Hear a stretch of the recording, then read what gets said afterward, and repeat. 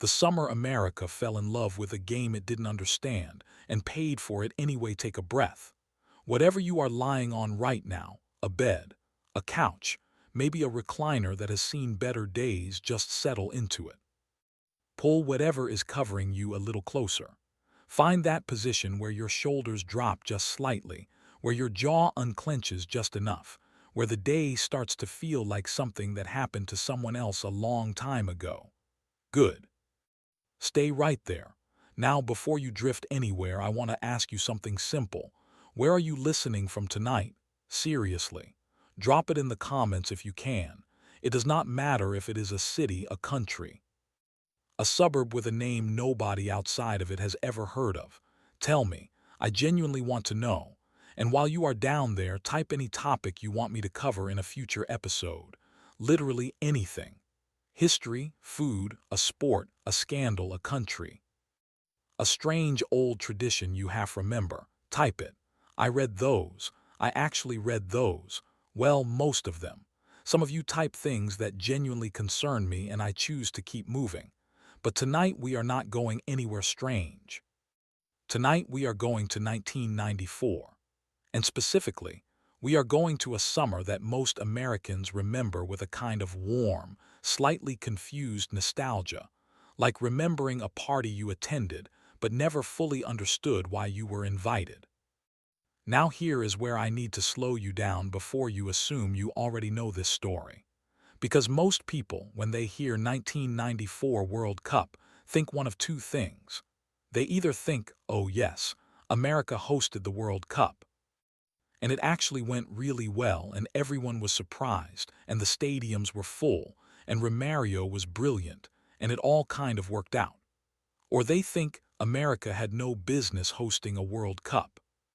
The country barely knew what a soccer ball was, and FIFA must have been absolutely out of its mind to hand it to them. Both of those things feel true. Both of those things have been repeated so many times they have hardened into fact. You can find them in articles, in documentaries, in that one uncle who watched every game and still brings it up at family dinners even now. But here is what almost nobody stops to ask.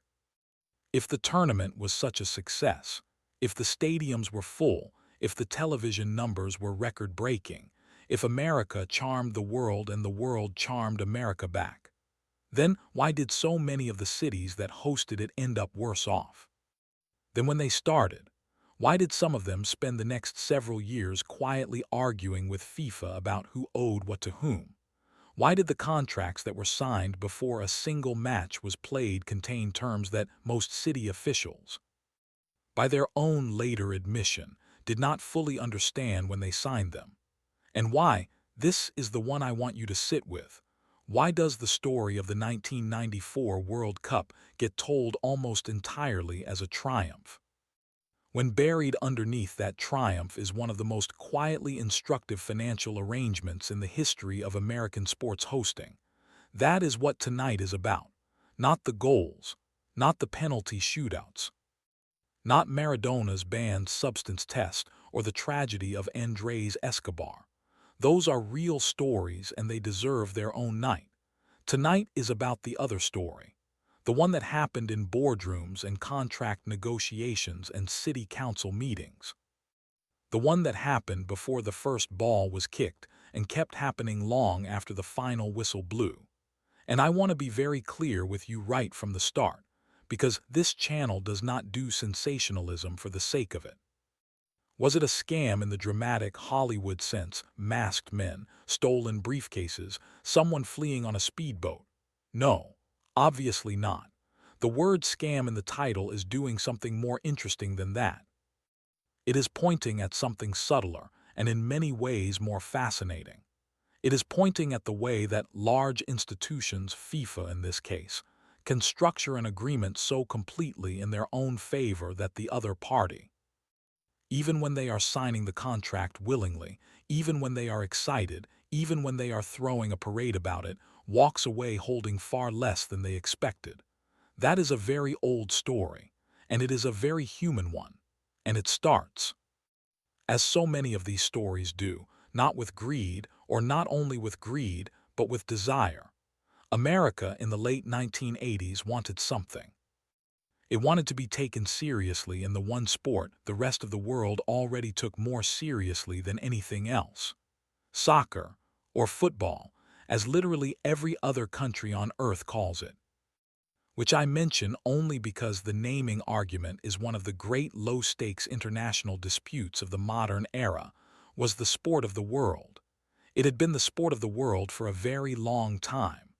FIFA's World Cup, held every 4 years, was at that point the most watched single sporting event on the planet. Not the Super Bowl, not the Olympics, the World Cup. And America, the country that prided itself on having the biggest and the best of nearly everything, had never hosted it. More than that, America did not even have a professional soccer league that anyone in the rest of the world took seriously. The North American Soccer League had come and gone in the 1970s and early 1980s. It had brought Pelé to New York, which was extraordinary and strange in equal measure, like hiring the world's greatest chef to work at a diner, impressive in theory, confusing in practice. But the league had collapsed. The stadiums emptied. The experiment ended. By the time the late 1980s arrived, American soccer was in a complicated place. The national team was improving. The youth programs were growing. But the professional infrastructure, the league, the clubs, the week-to-week domestic competition, was essentially non-existent at the top level. And FIFA, for all its complicated history, understood something that American officials also understood. Hosting a World Cup does something to a country. It does not just fill hotels and sell jerseys. It changes the conversation. It puts a sport on a map it was not previously on. It forces infrastructure. It forces attention. It forces the question, wait, do we actually like this? So the bid was made. America formally bid to host the 1994 FIFA World Cup, and in July of 1988, FIFA awarded it to them. The decision was not without controversy. Brazil, the country that has produced more beautiful soccer than perhaps any other nation in the history of the game, had also bid. The idea of Brazil hosting the World Cup felt, to many people, like the natural and obvious choice. Like asking who should host a jazz festival, New Orleans or a city that recently discovered jazz existed. But FIFA chose America, and FIFA had reasons for that choice, and those reasons were not entirely romantic ones. They involved money. They involved television. They involved the idea that cracking the American market, getting those American broadcast dollars, those American sponsorship deals, those American eyeballs, was worth more to the long-term growth of FIFA's commercial empire than the poetic satisfaction of giving it to Brazil. This is the first thing I want you to notice. From the very beginning, before a stadium was selected, before a host city was announced, before a single contract was written, the logic of the 1994 World Cup was commercial. It was built on the premise that America was a market to be opened, not just a country to be honored. That is not a criticism. That is just the truth of how it worked. But it matters, because when you understand that the tournament was conceived primarily as a commercial exercise, the contracts that followed start to make a different kind of sense. Now, here is the misconception I want to collapse right at the start of tonight. Most people, when they think about who made money from the 1994 World Cup, assume the money flowed in all directions more or less evenly. FIFA made money. The host cities made money. American soccer grew. Everybody won. The story ends there. But the contracts, the actual, literal documents that cities signed, tell a different story. A story where FIFA retained control over almost every significant revenue stream.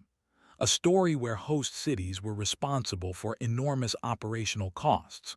A story where the profits from ticket sales, broadcasting rights, sponsorships, and licensing went overwhelmingly, not entirely but overwhelmingly, to FIFA and its organizing partners, while the cities absorbed the costs of security, transportation, infrastructure upgrades, and stadium preparation. And here is the quiet, almost polite twist at the center of this. The cities knew. They were not tricked in some back alley sense. They saw the contracts. They had lawyers. They had city council members and finance committees. They signed the documents with full knowledge that they would be assuming significant costs. They signed anyway, because they wanted the World Cup, because they believed the indirect economic benefits, the tourism, the global attention. The long-term reputation would more than compensate for the direct financial exposure, and for some of them it did, partially, in ways that were real but difficult to measure, and that took years to materialize if they materialized at all. For others, the math never quite worked the way they imagined it would, and that gap between what was promised, what was imagined, and what actually happened is the story we are following tonight. Before we go further, I want to paint you a picture of what 1994 actually looked like in America, because the context matters enormously, and because the context is genuinely interesting. In the summer of 1994, America was in a particular mood. The Cold War had ended a few years earlier. The economy was starting to recover from a recession. Bill Clinton was in the White House, and the culture was doing that thing it does every decade or so, shifting, rebranding, trying on a new identity without being entirely sure what it wanted to be. And into this moment, 9 American cities were about to become the hosts of the biggest sporting event on the planet. 9 cities. Let that sit for a second. Not one city. The way the Olympics typically works, with one host city and some peripheral venues. 9 cities, spread across a country so large that you could drive from one host city to another and cross 2 or 3 time zones before you arrived. New York, well, technically New Jersey at Giant Stadium, but we will get to that comedy in its own time. Los Angeles. San Francisco, again, technically Stanford, which is nearby and is a different thing. Dallas, Boston, Chicago, Orlando, Detroit. Washington, D.C., 9 very different cities, 9 very different economies, 9 very different sets of expectations about what this event would cost and what it would return, and 9 very similar contracts, contracts that were largely standardized, contracts that had been written in a particular way that reflected FIFA's interests, and that cities could negotiate around the edges of, but could not fundamentally rewrite. Here is the thing that nobody likes to say out loud, but that becomes obvious when you look at the history of World Cup and Olympics hosting agreements. The organization holding the tournament, whether it is FIFA or the International Olympic Committee, is always in the stronger negotiating position. Always.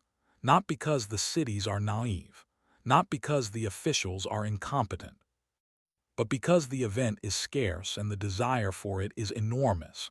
When something is scarce and desired, the person holding it sets the terms. This is not complicated.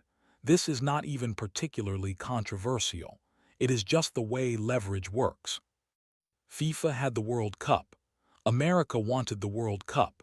And so FIFA, very calmly, very professionally, sat down and wrote agreements that reflected that reality. And American city officials, very excitedly, very proudly, signed them. And then the summer of 1994 arrived, and it was genuinely magnificent. The weather was hot. The stadiums were full. The soccer was brilliant in places. The world came to America, and America, somewhat to its own surprise, found that it did not hate soccer. It liked it.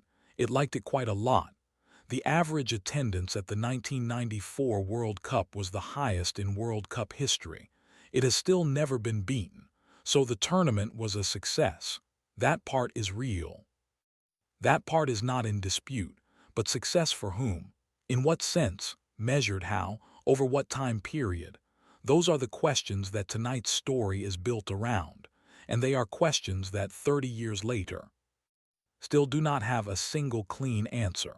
Which, honestly, is what makes them so interesting to think about while you fall asleep. So here is where we are at the end of this first chapter. You came in tonight perhaps thinking the 1994 World Cup was a triumphant moment, America hosting the world, discovering soccer, setting attendance records and walking away stronger for it. And it was some of those things. Genuinely. I am not here to erase the beauty of it. But underneath that beautiful surface was a financial architecture, built years before the tournament, written into contracts, locked into agreements that quietly transferred the risks to the cities and the rewards upward to FIFA and its commercial partners. That architecture is what we are going to trace tonight, chapter by chapter, slowly, without rushing. The way a long, quiet river traces the shape of the land beneath it, not dramatically, not all at once, but steadily, inevitably, until you see the whole shape of the valley it carved. The next chapter is where we meet the version of this story that most people carry. The clean version, the brochure version, the version that got printed in newspapers and broadcast on television in the summer of 1994. And then, very gently, we begin to look at what was happening just off camera. This is a long story, and the night is long, and you have nowhere to be. There is a version of the 1994 World Cup that lives in the collective memory of anyone who was paying attention that summer. It is a warm version, a golden version. The kind of version that gets reconstructed in anniversary documentaries with soft music underneath it and slow-motion footage of crowds cheering in languages that Americans could not identify but somehow found moving anyway. In this version, the story goes something like this. FIFA took a chance on America. America, that great big loud country that had always dismissed soccer as something foreign children played, opened its arms and surprised everyone, including itself. The stadiums were packed. The weather was glorious in most places and only catastrophic in a few. The world arrived and was charmed. America watched and was converted. Soccer grew. The seeds of what would eventually become Major League Soccer were planted in the warm soil of that summer, and everyone, more or less, went home happy. That is the version. That is the brochure. And like most brochures, it is not entirely wrong. It is just selectively illustrated. Let me tell you what the brochure left out.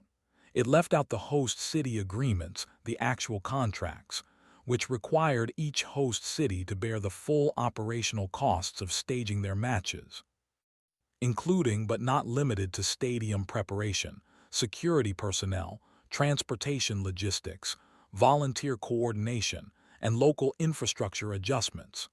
It left out the fact that FIFA retained, by contractual right, the overwhelming majority of revenue from ticket sales, commercial sponsorships, television broadcasting rights, and official licensing arrangements.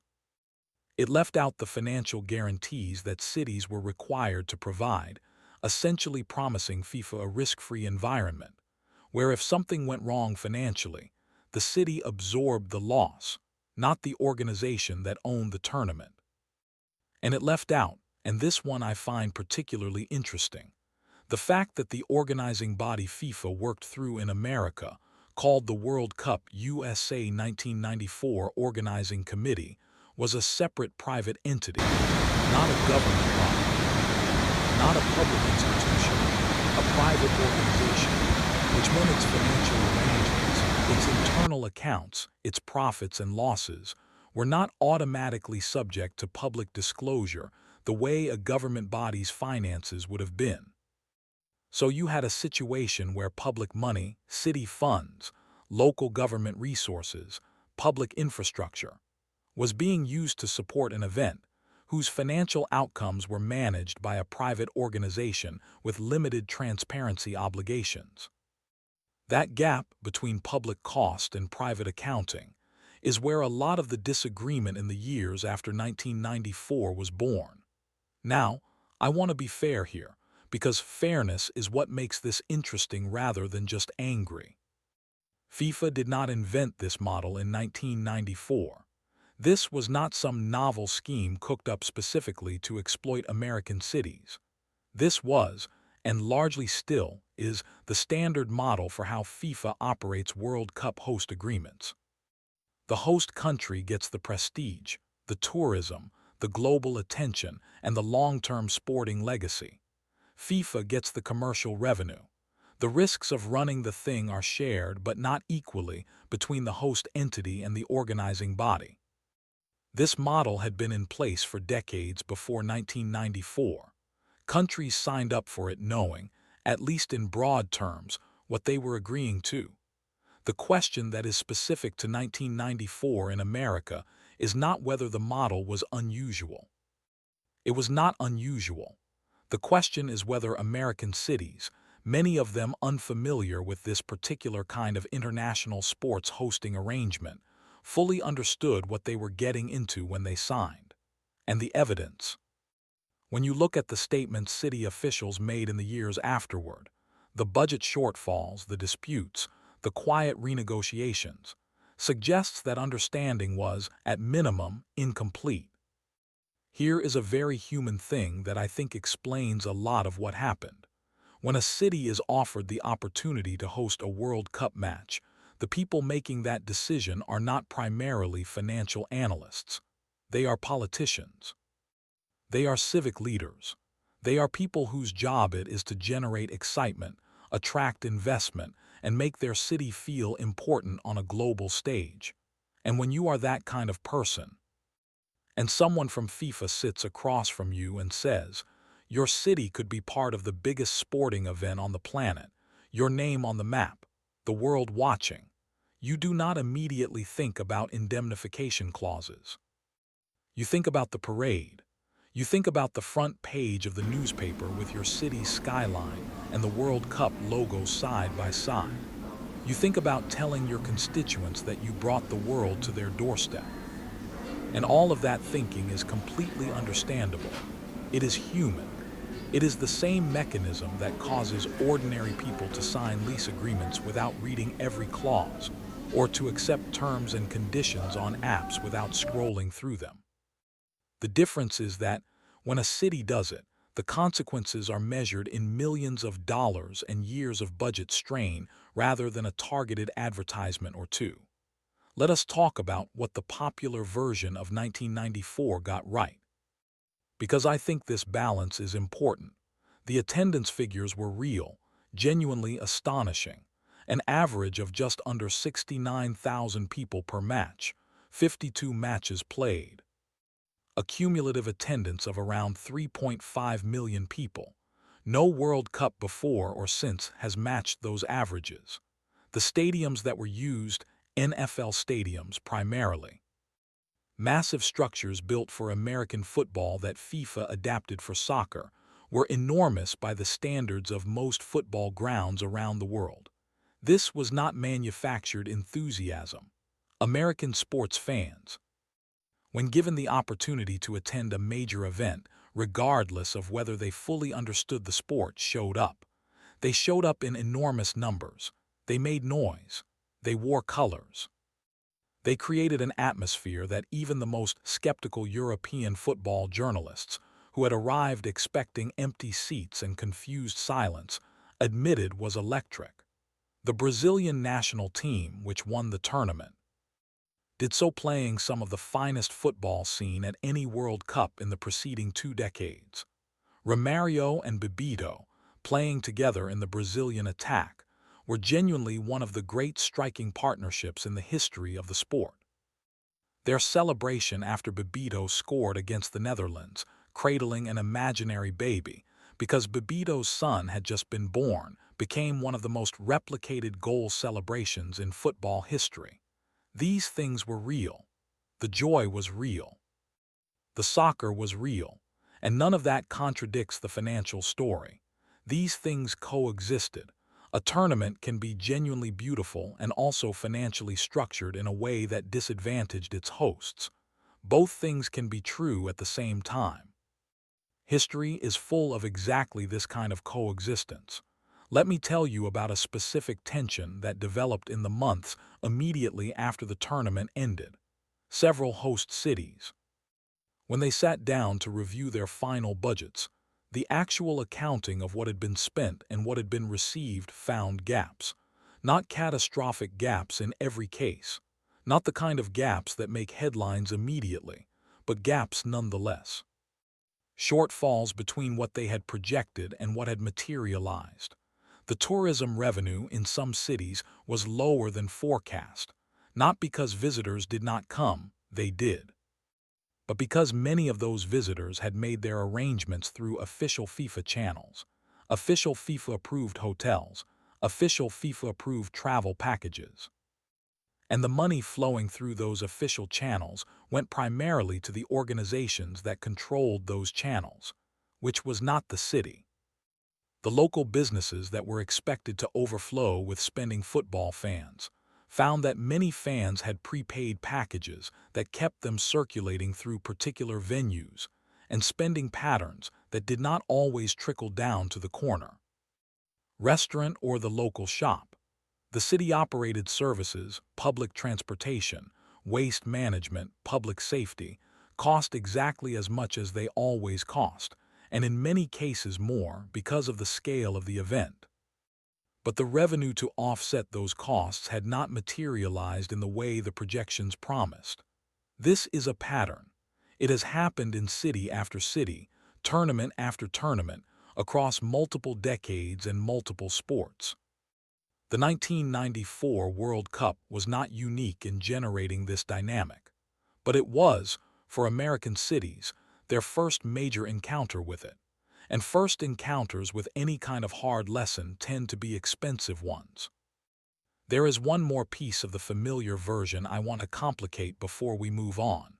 The claim, repeated often in 1994 and for years afterward, that the World Cup created Major League Soccer. This is true in a meaningful sense. FIFA had actually made the creation of a First Division professional soccer league in America a condition of the hosting agreement. They wanted proof that America was serious about soccer's long-term future, not just interested in a one-summer spectacle. So the political and commercial pressure to create MLS was real, and the 1994 World Cup provided the momentum and the public interest that made MLS's launch in 1996 feel plausible rather than foolish. But, and this is important, the financial relationship between the 1994 World Cup and MLS was not a simple gift. The infrastructure, the stadiums, the broadcasting agreements, the sponsorship frameworks, these were not handed from the World Cup to MLS as a legacy package.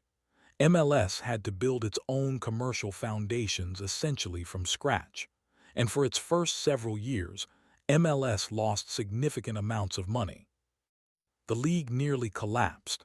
It survived by restructuring, by contraction, by the kind of painful renegotiation that organizations go through when reality turns out to be less generous than ambition. So yes, the 1994 World Cup created MLS. And MLS survived and eventually grew into something real and significant. But the path from the World Cup to a sustainable professional soccer league in America was not a straight line of inherited success. It was a long, difficult, financially bruising walk, which is, I think, a more honest and more interesting story than the brochure version. And here is the quiet philosophical point at the center of all of this, the one I want you to carry into the next chapter. The gap between the story that gets told about an event and the story that actually happened is almost never the result of deliberate lying. Most of the time, not always, but most of the time, it is the result of selective emphasis. People remember what made them feel good. Institutions promote what reflects well on them. The media covers what makes a compelling narrative. The complexity gets trimmed. The financial disputes get filed away. The shortfalls become footnotes. And over time, the brochure becomes the memory. The real story is not that 1994 was a failure. It was not. The real story is that it was a complex arrangement between parties with very different levels of power, very different financial interests, and very different abilities to control the narrative afterward. And understanding that, really sitting with that, changes the whole texture of what 1994 was. Not a disaster, not a triumph, something more human and more interesting than either. A deal, a very large, very complicated, very consequential deal, between a city or 9 cities and one of the most powerful sports organizations in the world. And in the next chapter, we are going to go all the way back to the beginning. Not just to 1994 or 1988 when the bid was won. We are going to go back further than that, back to where American soccer actually started, back to the first evidence of the game being played on American soil, and to the long, complicated path from those earliest kicks to the moment. A FIFA official stood at a podium in Zurich and announced that the United States of America would host the 1994 World Cup. Because you cannot understand the deal without understanding the desire, and you cannot understand the desire without understanding the history. How the beautiful game found its way to a country that was not looking for it. Let us go back. Not to 1994, not to 1988, much further back than that. Back to a time when the word soccer did not exist, when the word football meant something entirely different depending on which country you were standing in. And when the idea of a World Cup, a global tournament, every 4 years, with billions of people watching, would have sounded like the description of a dream someone had after eating too much cheese. Because here is the thing about the 1994 World Cup that becomes richer and stranger the further back you look. The story of how that tournament ended up in America is not just a story about sports marketing and television contracts. It is a story about immigration, about labor, about ethnic communities building their own spaces inside a country that was often indifferent to them, about a game that crossed oceans in the luggage, and the memories of people who had no idea they were importing something that would eventually fill the largest stadiums in the world. The first recorded soccer-like matches in the United States, and I use the phrase soccer-like carefully, because the rules were still being standardized in the mid-19th century, and the game in its early form looked quite different from what we watch today appear in the historical record in the 1860s. Now, this is a period of enormous upheaval in American history, the Civil War, the beginning of significant waves of European immigration, the rapid industrialization of the northeastern cities. And in the middle of all of this, in the yards and open lots of cities like Boston, New York, and Newark, groups of young men, predominantly recent immigrants from Britain, Ireland, and Germany, were kicking balls around in ways that bore recognizable resemblance to what was beginning to be codified as association football back in England. The Football Association in England had been founded in 1863. It had written down the rules. It had created a standardized version of the game that could be played the same way from one city to the next, and those rules traveled with the people who knew them across the Atlantic into American cities that were already full of people trying to recreate pieces of home in a new and often overwhelming country.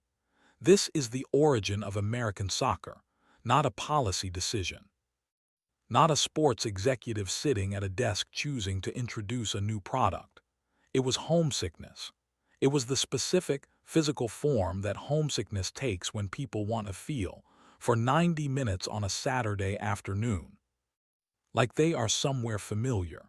The first recognized soccer club in the United States is generally cited as the Oneida Football Club. Founded in Boston in 1862, though historians note this was likely a football hybrid rather than pure association football, since the standardized rules were only being finalized around that same time in England. Still, the Oneida Club is notable because its founding members were young, educated, American-born men, not recent immigrants, which tells you that the game was already spreading beyond its immigrant origins within its first decade on American soil. The Oneida Club reportedly played on Boston Common and by their own accounting, never lost a match, which is either a testament to their skill or a reflection of the fact that there were very few other clubs to lose to, possibly both. By the 1880s, the game had spread into working-class immigrant communities in the industrial cities of the Northeast: Philadelphia, New York, New Jersey, Connecticut. Factory workers, miners, mill workers. Men who had played football back in the British Isles before economic necessity moved them across an ocean, were forming clubs, organizing competitions, and creating something that began to look, slowly and imperfectly, like a league structure. Here is a detail that I think deserves more attention than it usually gets. The earliest American soccer leagues were almost entirely ethnic in their organization.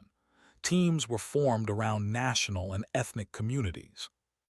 There were Scottish American teams, Irish American teams, German American teams, Italian American teams, English American teams, though they often thought of themselves simply as English teams that happened to be playing in America temporarily. Jewish American teams, teams organized around specific factories or industrial workplaces, which were themselves often ethnically organized. These leagues were not marginal or frivolous. They were serious. They were well organized. They had their own governance, their own cup competitions, their own fierce local rivalries, and they served a social function that went far beyond sport. They were community anchors, a way for immigrant families to gather, to speak their own languages, to eat their own food, to feel connected to something larger than the individual struggle of survival in a new country. The American Football Association, founded in 1884, was one of the earliest attempts to create a national governing structure for the game. It organized competitions between clubs in the Northeast, and in 1913, the United States Football Association was founded. This later became the United States Soccer Federation, the body that still governs American soccer today. Think about that. The governing body of American soccer is over 100 years old. The institutional foundation was not built in 1994. It was not built by FIFA or television executives or American sports marketers. It was built by immigrant communities in industrial cities in the early 20th century, who wanted their game to have the same structural legitimacy as any other sport. Now, where does FIFA come into the American story? FIFA, the Fédération Internationale de Football Association, was founded in Paris in 1904 by representatives of 7 European nations. It was, from the very beginning, a body built to govern international competition, to make the game standardized enough that a team from France and a team from Germany could play each other and agree on the rules. The United States affiliated with FIFA early, in 1913. The same year the American governing body was formally established, and in 1930 the United States national team played in the very first FIFA World Cup held in Uruguay. Let that sit for a moment. The first FIFA World Cup in history, 1930, Uruguay. And the Americans were there. Not only were they there, they did extraordinarily well. They reached the semifinal. They beat Belgium and Paraguay in the group stage with a forward line that the Uruguayan press nicknamed, with some admiration and some bemusement, the shot putters, because the American players were unusually large and physical by the standards of that era. They lost to Argentina in the semifinal, 6-1, which was a humbling experience by any measure. But the fact that they reached the semifinal at all, at the very first World Cup, in a tournament that only 13 nations even attended, is a piece of history that virtually no American sports fan today has any awareness of, because that history was not carried forward. It was not built upon. The momentum of 1930 did not create a professional league. It did not spark a national movement. It remained what it had always been, the enthusiasm of immigrant communities and a small number of genuinely skilled players, and then it dissipated. The way enthusiasm tends to dissipate when there is no institutional structure to hold it in place. The middle decades of the 20th century in American soccer are, to be honest with you, not the most exciting period to narrate. There was activity, there were leagues, there were talented players and memorable moments. The Americans famously beat England at the 1950 World Cup in Brazil, a result so shocking that English newspapers, upon receiving the Wire report, initially assumed it was a misprint. Surely England had beaten America 10-1, not lost 1-0. Surely someone had made a decimal point error. They had not. England had lost. Genuinely, actually lost. To a team of part-time players from a country that barely had a professional soccer structure. That 1950 match is one of the great upsets in World Cup history, and it too was largely ignored in America, because the tournament was not being broadcast in any way that reached American audiences at scale. A remarkable thing happened in a stadium in Brazil, and almost nobody in the country that caused it knew it had occurred. This is the shape of American soccer for most of the 20th century. Real things happening, real people caring about them intensely. Real results that mattered enormously to the communities involved, and almost none of it penetrating the mainstream consciousness of the broader American public. Which brings us to the late 1960s and 1970s. This is when the first serious, commercially motivated attempt to bring soccer into the American mainstream was made. The North American Soccer League, the NASL, was founded in 1968. It was an attempt to build a top-level professional soccer league in America on a commercial model, with real investment, real marketing, and real international players. And its most famous moment came in 1975, when the New York Cosmos signed Pelé. Edson Arantes do Nascimento. Pelé, the man who was, by virtually universal agreement, the greatest soccer player who had ever lived at that point. 3 World Cup winner, national hero of Brazil. The kind of figure whose name was recognized even by people who had never watched a single minute of football. The Cosmos paid him an extraordinary amount of money. The exact figures vary by source. But it was certainly millions of dollars to come to New York and play soccer in front of American crowds. And it worked, temporarily. The Cosmos became the most exciting team in the league. They signed other international stars, Franz Beckenbauer of Germany, Giorgio Chinaglia of Italy, Carlos Alberto of Brazil. The crowds at Giants Stadium grew enormous. The media paid attention. For a brief, shining, slightly surreal period, soccer felt like it might genuinely be the next great American sport. And then it collapsed. The NASL had expanded too quickly into cities that could not support the costs. The business model was not sustainable. The league had been built on celebrity rather than infrastructure. When the celebrities aged or moved on, there was no foundation underneath. By 1984, the NASL was gone. And here is where the line runs directly from the ruins of the NASL to the boardrooms of FIFA in the late 1980s. When the United States bid to host the 1994 World Cup, the argument American soccer officials made to FIFA was essentially this. Yes, we failed with the NASL.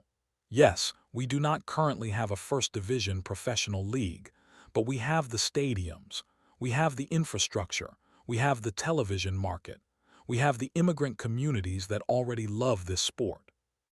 And we have the appetite, if given the right catalyst, to build something permanent this time.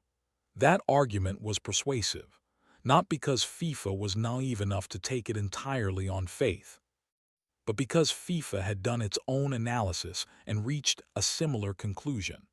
America was not a country that already loved soccer. It was a country that could be converted to loving soccer. And the potential commercial value of that conversion, the television deals, the sponsorships, the merchandise, the long-term growth of the game in the world's largest consumer economy, was worth the investment of hosting the tournament there. FIFA was betting on America, and America was betting on FIFA, and both of them, in their own ways, were betting on a game that had been kicked around the yards and lots of immigrant communities for over 100 years before anyone thought to build a stadium around it. That long, quiet history of the immigrant game, the Scottish factory workers in New Jersey, the Italian communities in Philadelphia, the German clubs in the Midwest, that is the real foundation of 1994. Not the television contracts, not the FIFA boardrooms, the people who loved the game long before it was profitable to love it. And when we get to the next chapter, when we talk about how power reshaped American soccer and the 1994 World Cup specifically, we will see exactly how far the story traveled from those original immigrant yards to the executive suites where the hosting agreements were eventually written, from the immigrant yard to the corporate boardroom, and everything lost in between. There is a particular moment in the life of almost every popular thing: a sport, a food, a ritual, a tradition, when it stops belonging primarily to the people who created it and starts belonging primarily to the people who learned to profit from it. This moment is rarely dramatic. It does not announce itself. There is no ceremony where the original community gathers and formally hands over ownership. It happens gradually, through a series of decisions made in rooms that the original community was rarely invited into, about money that the original community rarely saw, for purposes that the original community was rarely consulted about. American soccer went through this moment, slowly, over several decades, and the 1994 World Cup was, in many ways, the fullest expression of that transformation. The moment when a game that had been carried across oceans in the pockets of working-class immigrants was staged inside corporate-sponsored NFL stadiums under the management of one of the most powerful and financially opaque sports organizations in the world. This is not a tragedy. It is not a conspiracy. It is just what happens when something small and human gets large enough to attract serious money. But it is worth understanding. It is worth tracing, because the shape of the transformation explains a great deal about how the 1994 agreements were structured, who they benefited, and why the cities that hosted the tournament found themselves in financial positions they had not entirely anticipated. Let us start with FIFA itself, because FIFA is one of the central characters in this story, and it deserves to be understood clearly rather than simply villainized or defended. FIFA was founded, as I mentioned, in 1904. For the first several decades of its existence, it was a relatively modest organization. It governed international competition. It maintained the rules. It organized the World Cup, which began in 1930, but it was not, by the standards of what it would become, a financial powerhouse. The transformation of FIFA into the commercial empire it became by the 1990s happened primarily through television. As television spread globally through the 1950s, 1960s, and 1970s, the value of broadcasting rights for major sporting events grew at a rate that nobody had fully anticipated. Suddenly, the right to show a football match on television was not just a courtesy arrangement between a broadcaster and a sports organization. It was an asset, a genuinely significant financial asset. FIFA controlled something that hundreds of millions of people wanted to watch, and as the technology for delivering that content improved, satellite broadcasting, then cable, then eventually digital, the value of that control grew exponentially. By the time Joe Havelange became FIFA president in 1974, a position he would hold until 1998, the commercialization of FIFA was accelerating rapidly. Havelange, a Brazilian sports administrator with a background in business and a very clear understanding of how to negotiate from a position of strength, oversaw FIFA's transformation into a global commercial organization. Under Havelange, FIFA expanded the World Cup from 16 teams to 24, then to 32. More teams meant more matches. More matches meant more television time. More television time meant more broadcast revenue. More broadcast revenue meant more money to distribute, to reinvest, and as various corruption investigations later revealed, occasionally to misuse. But that is a different story for a different night. What matters for tonight is that by the late 1980s, when the decision to award the 1994 World Cup to the United States was being made, FIFA was not a modest sporting federation. It was a commercial organization with significant revenue, significant power, and very clear ideas about how hosting agreements should be structured. Now let us talk about the specific structure that FIFA imposed on the 1994 World Cup arrangements. The entity FIFA worked through was called World Cup USA 1994, Inc., often referred to simply as WCU 94. This was a private, non-profit corporation established specifically to organize the tournament. It was private, which meant its financial operations were not subject to the same public disclosure requirements that a government agency would face. It was non-profit in its formal structure, which had certain tax implications and also shaped how its revenues and expenses were categorized and reported. FIFA entered into an agreement with WCU 94 that gave FIFA control over the core commercial revenues, broadcasting rights, official sponsorships, official licensing. FIFA negotiated those deals. FIFA received those revenues. FIFA then distributed a portion back to WCU 94 to cover operational costs. WCU 94, in turn, entered into agreements with each individual host city. These host city agreements were the documents that city officials signed.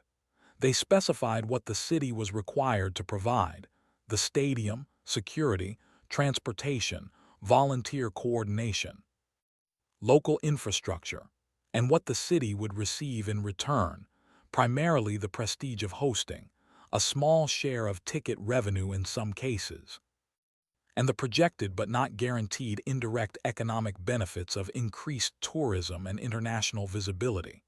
The chain of authority flowed clearly in one direction: FIFA at the top, WCU 94 in the middle, host cities at the bottom.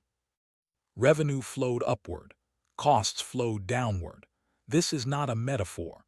This is literally how the financial architecture was designed. Here is where it gets human.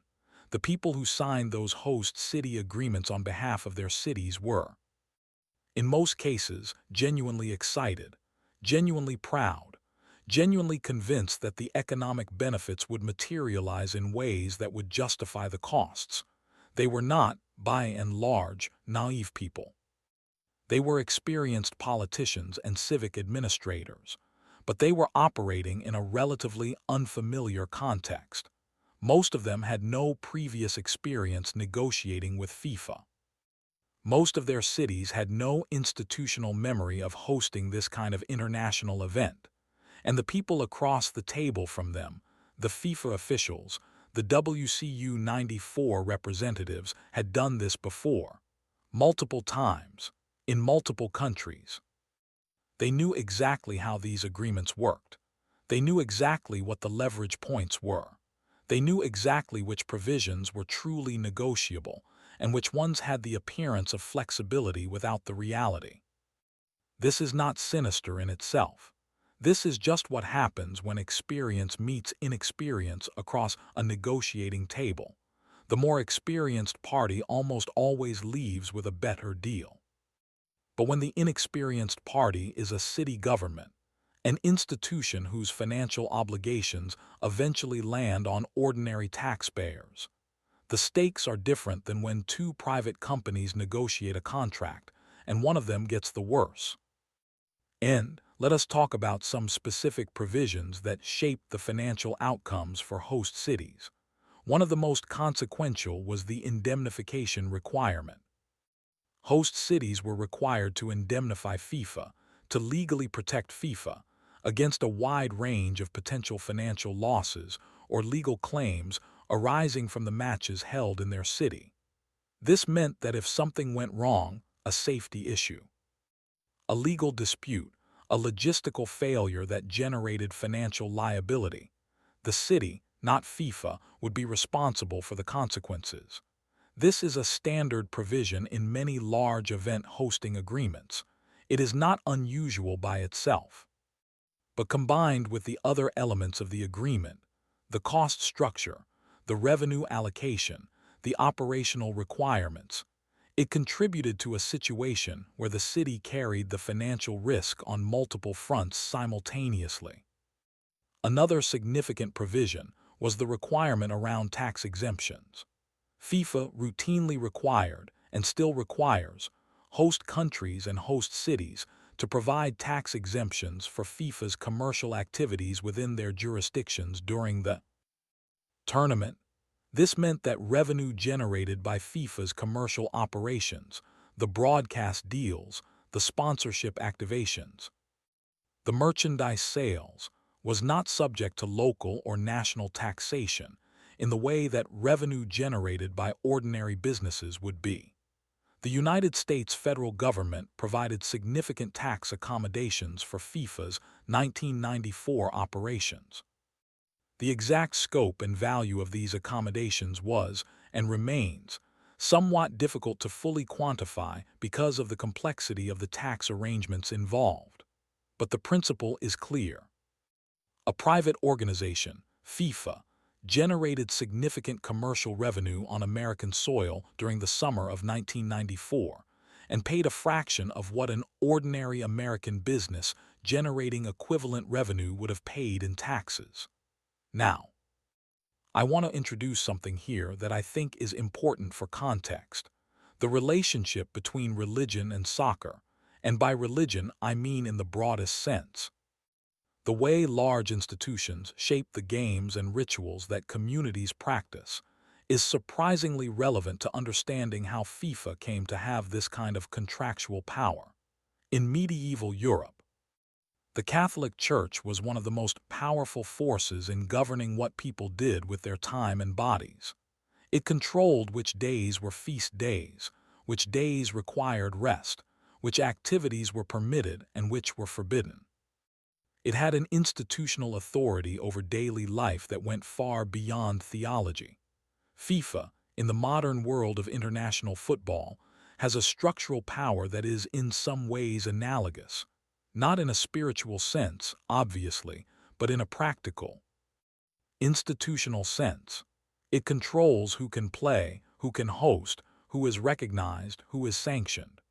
A nation that wants its football teams to participate in international competition must be affiliated with FIFA and must accept FIFA's governance. This means that when FIFA sits down to negotiate with a host country or host city, the host cannot simply walk away if the terms are too unfavorable, because walking away from FIFA means walking away from the World Cup, and for a sport-loving public. For a government that has promised its citizens the tournament, walking away is politically and socially almost impossible once the process has begun. This is what the French political theorist would call a structural advantage, not coercion, not a threat, simply the reality that one party controls access to something the other party cannot easily obtain elsewhere. The military and the church and the monarchy all reshaped their respective subjects over centuries through exactly this kind of structural advantage. You needed the church's blessing to be legitimate. You needed the king's permission to trade. You needed the military's protection to survive. And so you accepted the terms that came with those things. FIFA's terms are not life and death. I want to be clear about that. This is sport. Nobody is coercing cities at gunpoint. But the structural logic is recognizable. It is the same logic that has governed institutional power throughout human history. Control access to something valuable, and the terms of that access become favorable to you almost automatically. American cities, in the late 1980s and early 1990s, wanted access to the World Cup badly enough to accept terms that, in retrospect, many of them would say they wish they had negotiated more carefully. There is one more institutional force that shaped the 1994 arrangements, and it is a specifically American one. American sports culture by the 1990s was dominated by a particular model, the professional sports team model, NFL, NBA, MLB, NHL, where a private organization owns a team, plays in a publicly funded stadium, and captures the majority of the revenue generated by that arrangement while the public institution, the city, the state absorbs a portion of the costs in exchange for the economic activity and civic pride the team generates. This model had been normalized in American cities for decades. The idea that public resources would flow toward private sports operations was not controversial or unfamiliar. It was just how sports worked in America. And this normalized model made it easier for city officials to accept the terms of the 1994 host city agreements, because in a sense, it felt familiar. It felt like a more extreme version of something they already did every time they gave a sports franchise a tax break or contributed to a stadium renovation. The difference was scale, and the difference was international. But the psychological framework, public resources supporting private sporting operations in exchange for civic and economic benefits, was one that American officials were already comfortable with, which made it easier to sign, and harder, afterward, to explain why the math had not worked out quite the way they had hoped, what it actually felt like to live inside a city that the world was visiting. Let me take you somewhere specific. Not a boardroom, not a FIFA committee meeting, not a city council chamber with fluorescent lights and folding chairs and someone's coffee going cold on the table. Let me take you to a street corner. It is June of 1994. It is a Tuesday morning, probably. Because the World Cup ran from June 17th to July 17th, and most of those days were ordinary weekdays for the people who lived and worked in the host cities. Not holiday, not suspended, just the regular machinery of daily life, running alongside something extraordinary that had temporarily moved in next door. Pick a city, let us say Dallas, or Pontiac, Michigan, just outside Detroit, because Giants Stadium in New Jersey and the Pontiac Silverdome outside Detroit were two of the most interesting venues in terms of the contrast between what happened inside the stadium and what life looked like immediately. Outside it, the Pontiac Silverdome, think about that for a moment, an indoor stadium.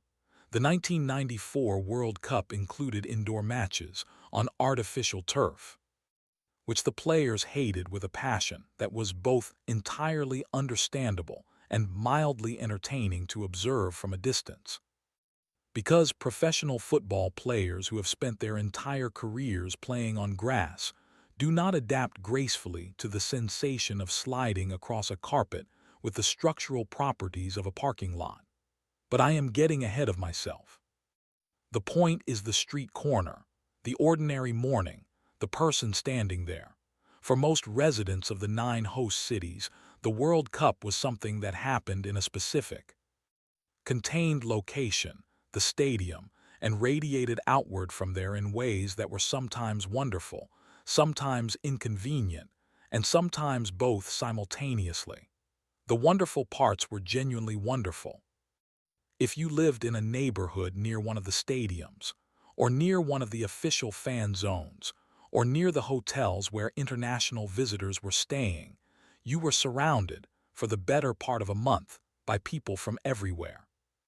From Brazil and Argentina and Germany, and Italy and Nigeria and Saudi Arabia and Greece and South Korea, and the Netherlands and Bolivia and Morocco. People carrying flags you had never seen close up before. People speaking languages that sounded, to an American ear not accustomed to them, like music played in an unfamiliar key. People eating food from vendors who had materialized seemingly overnight to serve the particular hungers of particular national communities. People wearing colors, not just team colors, but the colors of their countries, which in some cases they had not worn publicly in years because there had been no occasion important enough to warrant it. This was real. This was one of the genuinely transformative things about the 1994 World Cup, and it is a thing that does not show up in financial reports or budget analyses. For a significant number of ordinary Americans, people who had never traveled internationally, people who had never had a particular reason to engage with the wider world in any physical, sensory way, the summer of 1994 was the first time the world came to them, not on television, not in a news report, in person, on the street outside their workplace, in the diner where they ate lunch, on the subway car they took home in the evening. Now, the inconvenient parts were also genuinely inconvenient. Traffic. Let us talk about traffic, because no honest account of hosting a major international sporting event in an American city can avoid it. The stadiums used for the 1994 World Cup were, almost without exception, designed for American football. They were built on the assumption that most people attending an event there would arrive by car, park in an enormous parking lot, watch the game, return to the car, and leave. This model works adequately for NFL games, where the parking lots are vast and the surrounding infrastructure has been calibrated over decades to manage the specific flow of that specific crowd. But World Cup crowds were different. A significant portion of international visitors did not rent cars. They used public transportation, walked, relied on taxis and shuttles. They arrived in groups organized by national supporter clubs that had their own rhythms and their own logistical patterns. They lingered before and after the match in ways that American sporting culture did not typically accommodate, gathering in public spaces, singing, sharing food and drink with strangers who happen to share their national allegiance. This is beautiful when it works. It is an absolute catastrophe for the traffic patterns around a suburban NFL stadium that was designed for people to drive in, watch, and drive out. Several host venues reported significant transportation difficulties, long waits, confused visitors trying to navigate public transit systems that did not have adequate multilingual signage, local residents who lived near the stadiums finding their streets blocked or their routines disrupted for hours before and after matches. This is not a criticism of anyone in particular. It is just the reality of what happens when a global event meets local infrastructure that was not designed with that global event in mind. Let us talk about the weather. Because the weather in June and July of 1994 in several host cities was not subtle. Dallas, Texas, in June is not a gentle environment. The temperatures during the 1994 group stage matches in Dallas were, on multiple occasions, above 100 degrees Fahrenheit, which is around 38 degrees Celsius for anyone listening from a country that uses a sensible measurement system. Players from cooler climates, European teams, in particular, found this extraordinary. Not extraordinary in a delightful sense. Extraordinary in the sense of wondering, while running across a sun-baked artificial surface, whether any of the decisions that had led to this moment had been made by people who had ever spent time in Texas in June. FIFA, for its part, made the decision to schedule some matches during the hottest part of the day, midday, and early afternoon, because American television networks needed those time slots to reach European audiences during their prime viewing hours. The logic was commercial. The experience was, for the players, approximately like being asked to sprint in a sauna. The match between Germany and Bolivia on June 17th at the Cotton Bowl in Dallas is often cited as a particularly extreme example. The temperature was reported at around 104 degrees Fahrenheit, Bolivia, to their credit, played the match. Germany won it 1-0. In conditions that both sets of players later described with language that I will not reproduce here, but that you can probably imagine. For the local residents who attended matches, the experience was shaped enormously by economics. The ticket prices for the 1994 World Cup were, by the standards of 1994, significant. FIFA had structured the ticketing in a way that made large blocks of tickets available through official channels, travel packages, national football associations, corporate sponsors, before individual tickets went on general sale. This meant that, for many local residents of host cities, obtaining tickets was not straightforward. The good seats went quickly through channels that favored people with connections to the official distribution networks. This created a two-tier experience of the tournament. On one side, the international visitors and the well-connected locals, who had tickets, who were inside the stadiums, who were experiencing the tournament in the way it was designed to be experienced. On the other side, the ordinary residents of host cities, the people who lived there, who worked there, who had watched the city prepare for this event for months or years, many of whom experienced the World Cup primarily from the outside, from the fan zones, if their city had them, from the television, which is how most Americans watched the tournament regardless of where they lived, from the streets and the neighborhoods and the traffic and the restaurants and the general atmospheric electricity of having something enormous happening nearby. This distinction matters because the economic benefit to local businesses was largely dependent on which of those two groups was doing the spending. The international visitors spending money tended to do so through official channels, official merchandise, official food vendors within the stadium, official hospitality packages. The local residents watching from outside tended to spend in the neighborhoods, in the local restaurants, in the smaller businesses. And the financial relationship between those two spending patterns and the city's actual economic return is more complicated than the pre-tournament projections suggested it would be. Let me tell you about what daily life looked like for the people who worked the tournament. Volunteers. There were thousands of them. Ordinary people, students, retired workers, soccer enthusiasts, language teachers.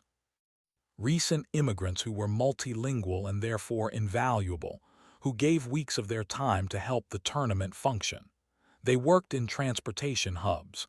They stood at stadium entrances. They staffed information booths. They served as translators. They carried things, directed people, answered questions in 3 or 4 languages while standing in the heat of a Dallas afternoon or the humidity of a Boston summer evening. They were paid nothing, or very close to nothing. They received uniforms, which they were required to purchase in some cases, which is a detail worth sitting with for a moment. They received accreditation, which gave them access to places they would not otherwise go. They received the experience of being part of something extraordinary. These are real compensations, in the way that experience and access are real, but they are not wages.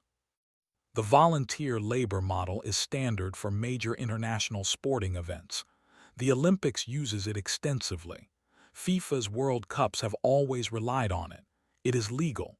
It is accepted. And it represents an enormous transfer of human effort, skilled, multilingual, logistically essential human effort, for which the organization receiving the benefit pays nothing. For the volunteers themselves, most of them describe the experience with genuine warmth. They remember the connections they made. The Brazilian family they helped navigate an airport. The German supporter who gave them a scarf as a thank you. The moment in an empty corridor when they overheard 2 players from different countries trying to communicate with each other using only shared football terminology and mutual goodwill. These memories are real and they are lovely. But they do not offset a paycheck. And the city that trained those volunteers, that coordinated their schedules, that provided the infrastructure through which their labor flowed, absorbed those organizational costs without a corresponding return. From the organization that benefited from the labor, let me tell you something about the restaurants. There is a phenomenon that occurs around major sporting events that economists have studied and that local business owners discover the hard way. The expectation before a major event is that every restaurant, every hotel, every bar within a reasonable radius of the event venue will be overflowing with spending visitors for the entire duration of the event. The reality is more complicated. Visitors to major international events tend to cluster. They stay in specific hotels. They eat in specific areas. They move along specific routes between their accommodation and the venues. The parts of a city that happen to be on those routes benefit. The parts that are not on those routes may actually see reduced business because local customers whose routines they depend on are disrupted. While the international visitors never make it to their neighborhood, economists call this the displacement effect. The World Cup brings people to your city, but it does not distribute them evenly. It concentrates them in particular areas and particular venues. Businesses in those areas may do very well. Businesses outside those areas may actually do worse than they would have done during a normal summer month. For Dallas, for Detroit, for the various host cities of 1994, the pattern of economic benefit was uneven in this way. Some businesses flourished. Others, which had invested in additional stock, additional staff, additional preparations based on projected demand that never materialized in their specific location, found themselves with costs they could not recover. This is the texture of what economic disruption feels like when you are a small business rather than a financial analyst. Not a number on a spreadsheet, a refrigerator full of food that was not eaten, a staff member who was hired for the summer and had to be let go when the crowds did not come. And yet there was something real and beautiful about that summer, something that does not reduce to economics, something that, 30 years later, people who were there still describe with a particular light in their eyes. Because the World Cup, whatever its financial architecture, whatever the contract terms, whatever the budget shortfalls, brought something to America that summer that money cannot fully quantify. It brought the world. It brought the specific, physical, sensory reality of the world to cities that often felt very far from everywhere else. It brought languages and colors and rhythms and passions that American daily life, in its ordinary pace, did not typically accommodate. And for the immigrant communities who had carried this game across oceans, the Italian-American families in New Jersey who had loved football since their grandparents brought it from Calabria, the Brazilian communities in Massachusetts who had grown up with it as something sacred, the Irish communities in Chicago for whom a football match was inseparable from a particular kind of belonging. That summer was something else entirely. It was validation. It was the moment when the thing they had loved quietly, privately, within their own communities, in spaces that the mainstream barely noticed, was suddenly on the largest possible stage. Surrounded by the largest possible audience, declared by the whole world to be important. That feeling does not appear on a balance sheet, but it was real, and it mattered. And it is part of the story just as surely as the host city agreements and the revenue allocation and the budget overruns. Both things, always both things, rest there for a moment, feel the weight of both things, specifically the official match ball of the 1994 FIFA World Cup. It was called the Questra, made by Adidas, white with geometric black and gold markings that gave it a slightly futuristic appearance, which was intentional. Because the design brief was meant to evoke space, the cosmos, exploration. The name itself came from the word quest, a ball for a tournament in the New World, a ball reaching towards something. It weighed between 14 and 16 ounces, which is the standard FIFA regulation weight for a match ball.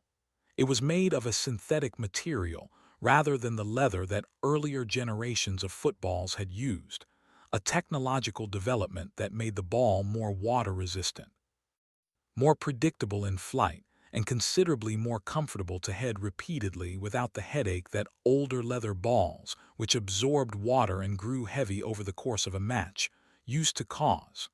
Professional players loved it, or most of them did. The goalkeepers, notably, had some concerns about the way it moved in the air, a slight unpredictability in its trajectory that made high-speed shots particularly difficult to anticipate. Whether this was a design flaw or a feature depended entirely on whether you were a goalkeeper or not. But the ball itself is not what I want to talk about. What I want to talk about is what the ball represents, what it carries, what it tells us about the structure of the tournament and the economy of the game. The Adidas partnership with FIFA is one of the longest and most financially significant relationships in the history of sports equipment manufacturing. Adidas has been the official ball supplier for every FIFA World Cup since 1970, every single one, more than 50 years of uninterrupted official partnership. The ball that is kicked in a World Cup final, the most watched sporting moment on the planet potentially, is an Adidas ball. It has been for 50 years, and it will continue to be. Because the contract between Adidas and FIFA extends well into the future. The financial value of this partnership, in terms of the brand visibility, the sales that follow, the licensing revenues, is enormous. When a Brazilian player scores a goal in a World Cup final, and the cameras zoom in on that ball sitting in the back of the net, every viewer watching sees an Adidas product at the center of the most emotionally charged moment in global sport. You cannot buy that kind of advertising, or rather you can, and Adidas does, through the official partnership agreement with FIFA. Now the question worth asking is, where does the money from that partnership go? It goes to FIFA. The official sponsorship revenue from Adidas, from Coca-Cola, from McDonald's, from all the other official FIFA partners, flows to FIFA as part of the commercial revenue that FIFA controls under its hosting agreements, not to the host cities, not to the local economies, to FIFA. The Questra ball, kicked around stadiums in Dallas and Detroit and New Jersey in the summer of 1994, generated commercial value through its visibility in every photograph, in every broadcast, in every piece of tournament merchandise, and that commercial value resided with FIFA and its commercial partners. The Questra's design is worth looking at a little more closely, because design choices in objects associated with major events are never entirely accidental. The white and gold and black color scheme was chosen to photograph well on television. This sounds mundane, but it represents something important. By 1994, the primary audience for the World Cup was not the people in the stadium. It was the hundreds of millions of people watching on television. And the ball, the central object of the entire enterprise, the thing that every camera follows, the thing that is never out of frame for long, needed to perform for television first. This is a shift from the earlier history of football, for most of the game's existence. The ball was designed primarily for the players using it and the spectators watching it in person. The experience of television was secondary or non-existent. But by 1994, television was not secondary. Television was the commercial engine that made everything else possible, and the ball reflected that. There is something almost philosophical about this. The object at the center of the game, the one thing without which football literally cannot be played, had been redesigned around the needs of the medium that was broadcasting it rather than the needs of the people playing it.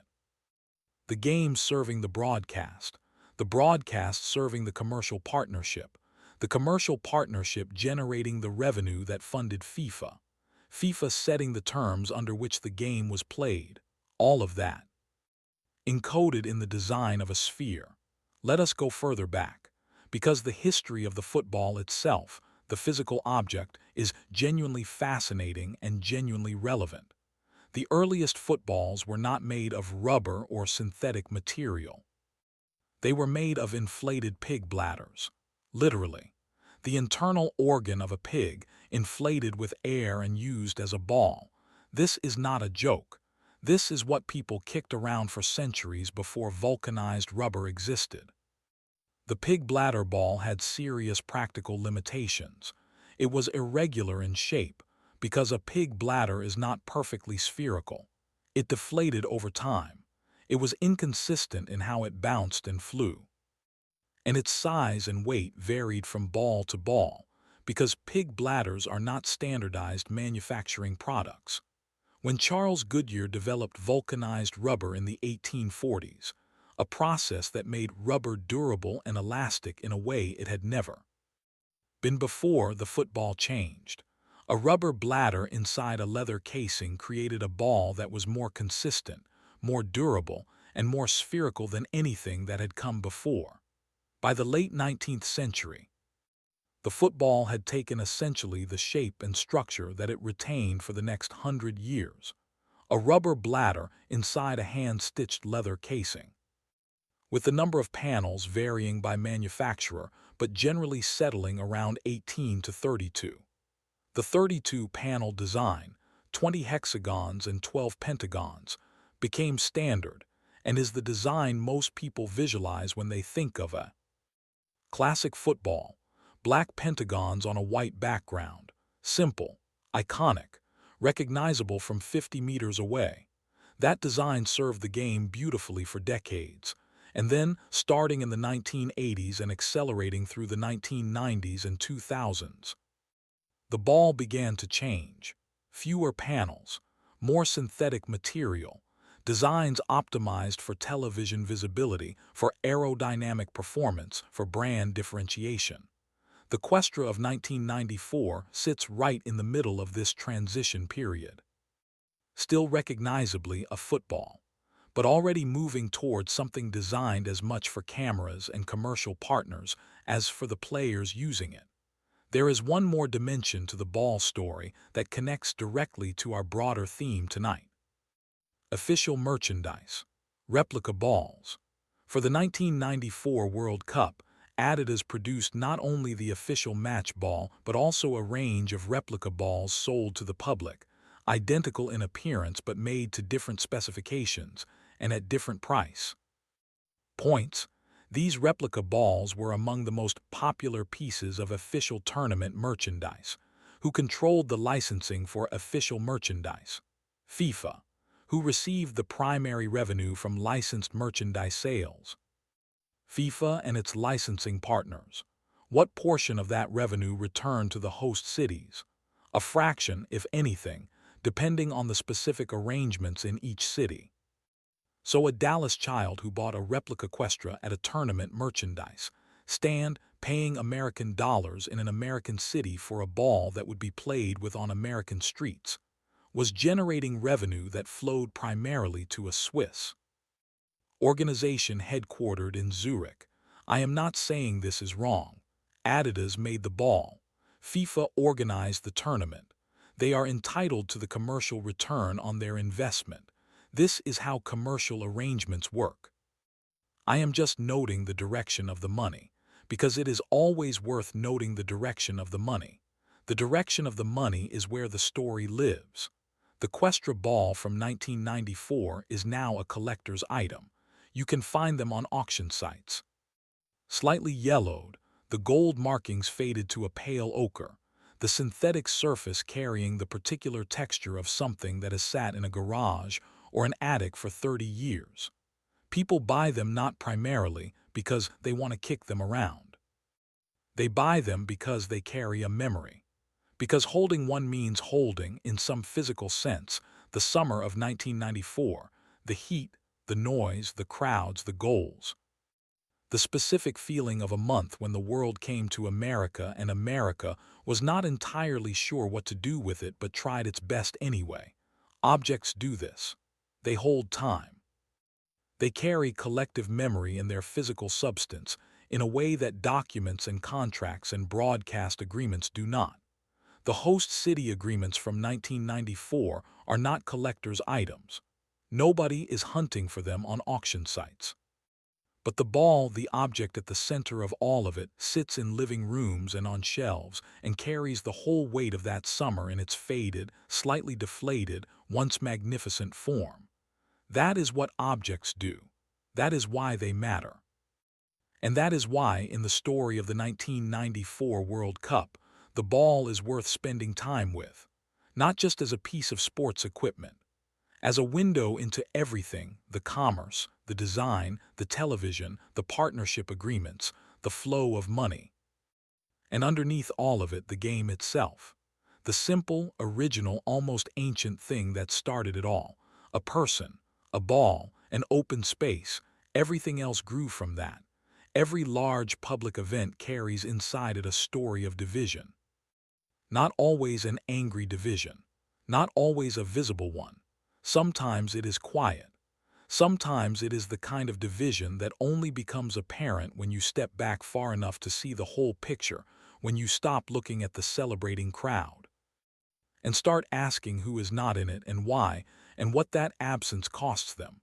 The 1994 World Cup was a celebration, a genuine one, but like most celebrations of that scale, it contained within it a set of social divisions that shaped who experienced it as triumph and who experienced it as something more complicated. Let us trace those divisions, carefully, without drama, just honestly. The first and most obvious division was economic. Tickets to the 1994 World Cup were not cheap.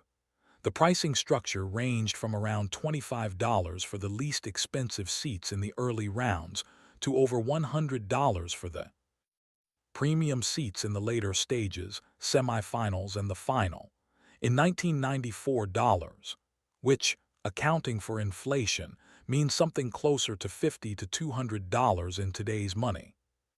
For a working-class family in any of the host cities, a family where both parents worked hourly jobs, where the weekly budget was managed carefully, where an unexpected car repair could derail a month's finances, attending a World Cup match was not a casual decision.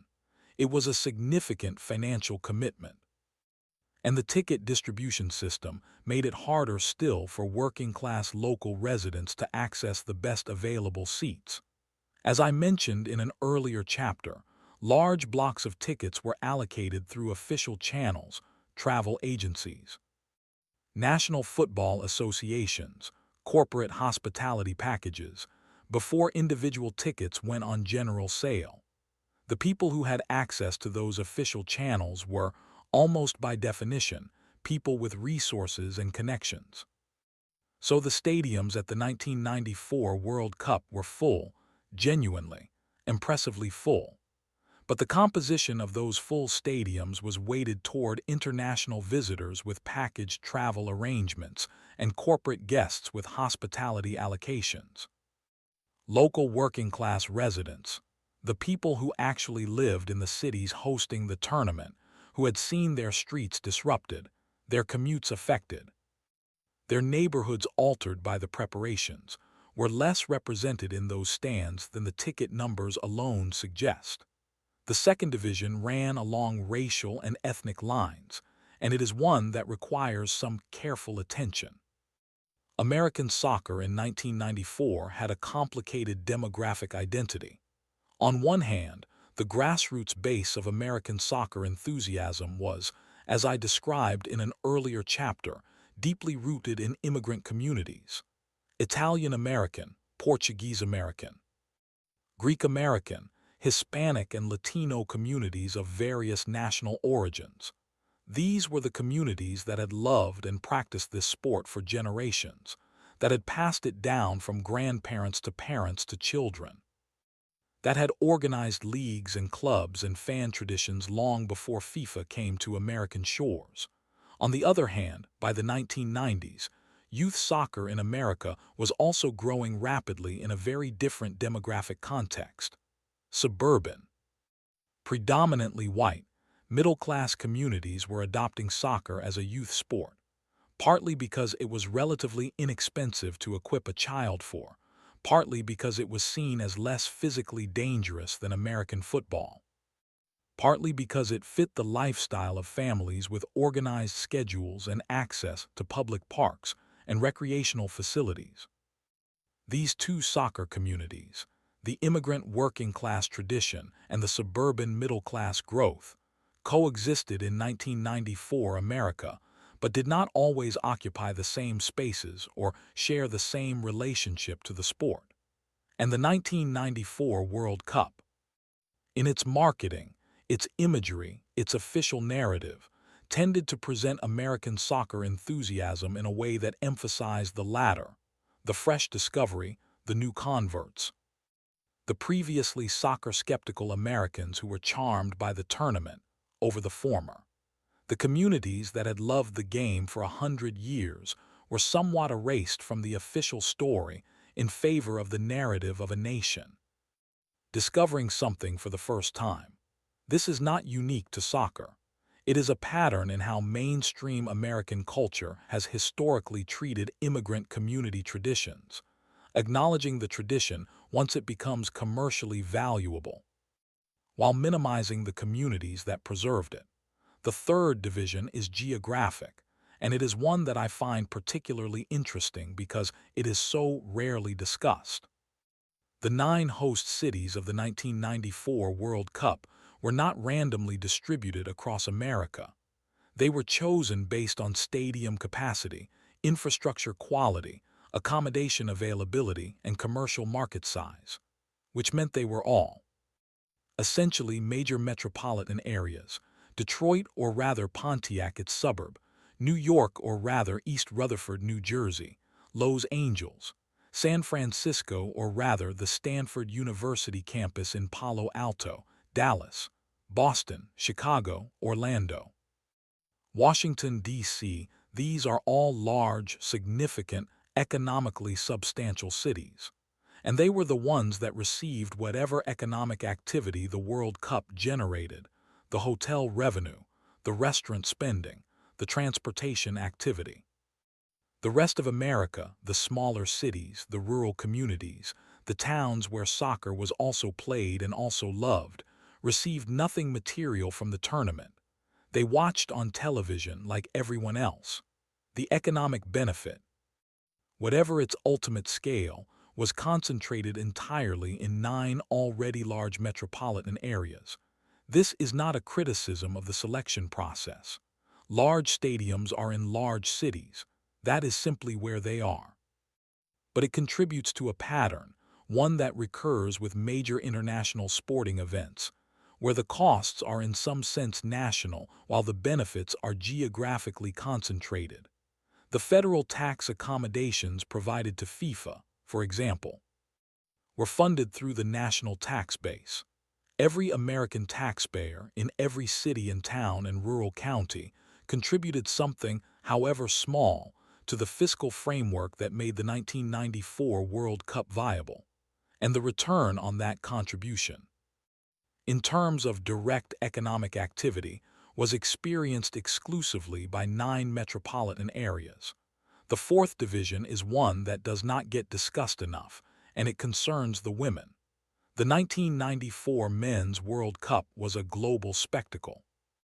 But in the same era, in fact, just 3 years earlier in 1991, FIFA had held the very first Women's World Cup, in China, with 12 nations competing, and the United States women's national team had won it.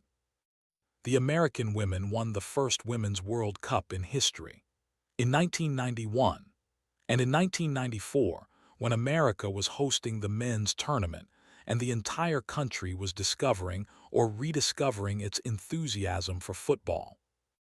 The women's team, the world champions, received a fraction of the attention, a fraction of the investment, and essentially none of the infrastructure development that was flowing toward the men's game. This is not a point about the 1994 Men's World Cup being undeserving of celebration. It is simply a point about proportion, about what gets resourced and what does not. about which version of a sport is considered worth building stadiums and negotiating contracts and generating television coverage for. The American women would go on to win the World Cup again in 1999, in a tournament held in America that generated its own extraordinary cultural moment. A penalty shootout final at the Rose Bowl in Pasadena, watched by 90,000 people in the stadium and 40 million on television. Brandi Chastain removing her jersey after the winning kick in a moment that became one of the most iconic sports photographs of the decade. But in 1994, while the men's tournament was consuming enormous resources and generating global attention, the women's game in America existed in a state of deliberate underfunding. The infrastructure, the salaries, the broadcasting deals, everything was calibrated on the assumption that the women's game was secondary, not by accident, by institutional choice. That is a social divide, and it ran directly through the middle of the 1994 World Cup summer, invisible to most of the people celebrating around it. The fifth division is the one that, in some ways, matters most for the broader story tonight. It is the divide between those who made decisions about the World Cup and those who lived with the consequences of those decisions. The host city agreements were negotiated and signed by mayors, city council members, and civic officials, elected officials in most cases, people with democratic accountability to their constituents, people who would, in theory, answer to their communities if the decisions they made turned out badly. But the communities that would live with the consequences of those decisions, the residents whose city services competed for budget space with World Cup preparation costs, the small business owners whose financial projections were built on tournament attendance forecasts, the workers whose wages and hours were affected by the temporary economic surge and its aftermath, had little to no input into the negotiation of the contracts themselves. This is not unusual in civic governance. Large decisions are made by elected officials all the time without individual community input into every clause of every agreement. That is, in fact, the basic logic of representative democracy. But it is worth noting, because when a city signs an agreement that ultimately costs more than projected, the people who pay for that gap, through reduced city services, through tax implications, through the opportunity cost of resources committed elsewhere, are not the officials who sign the documents. They are the residents who live there. The financial decisions of 1994 had consequences that extended over years. Budget commitments made in preparation for the tournament shaped what cities could and could not invest in afterward. Infrastructure upgrades that were made to FIFA specifications served FIFA's needs during the tournament but may or may not have served the city's long-term interests, who bore the cost of that, not the officials who signed, the people who lived there. And yet, and I keep coming back to this because it is true and it matters, there was something in that summer that briefly, imperfectly, beautifully dissolved some of those divisions. On match days, in the areas around the stadiums, in the fan zones, in the streets where supporters from different countries walked together, the ordinary social architecture of American life was temporarily rearranged. A Brazilian fan and a Nigerian fan and an Italian-American from New Jersey and a teenager from the suburbs who had never watched a football match before last week. They stood in the same street, watched the same game, felt the same collective gasp when something extraordinary happened on the pitch. Class did not disappear. Race did not disappear. Gender did not disappear.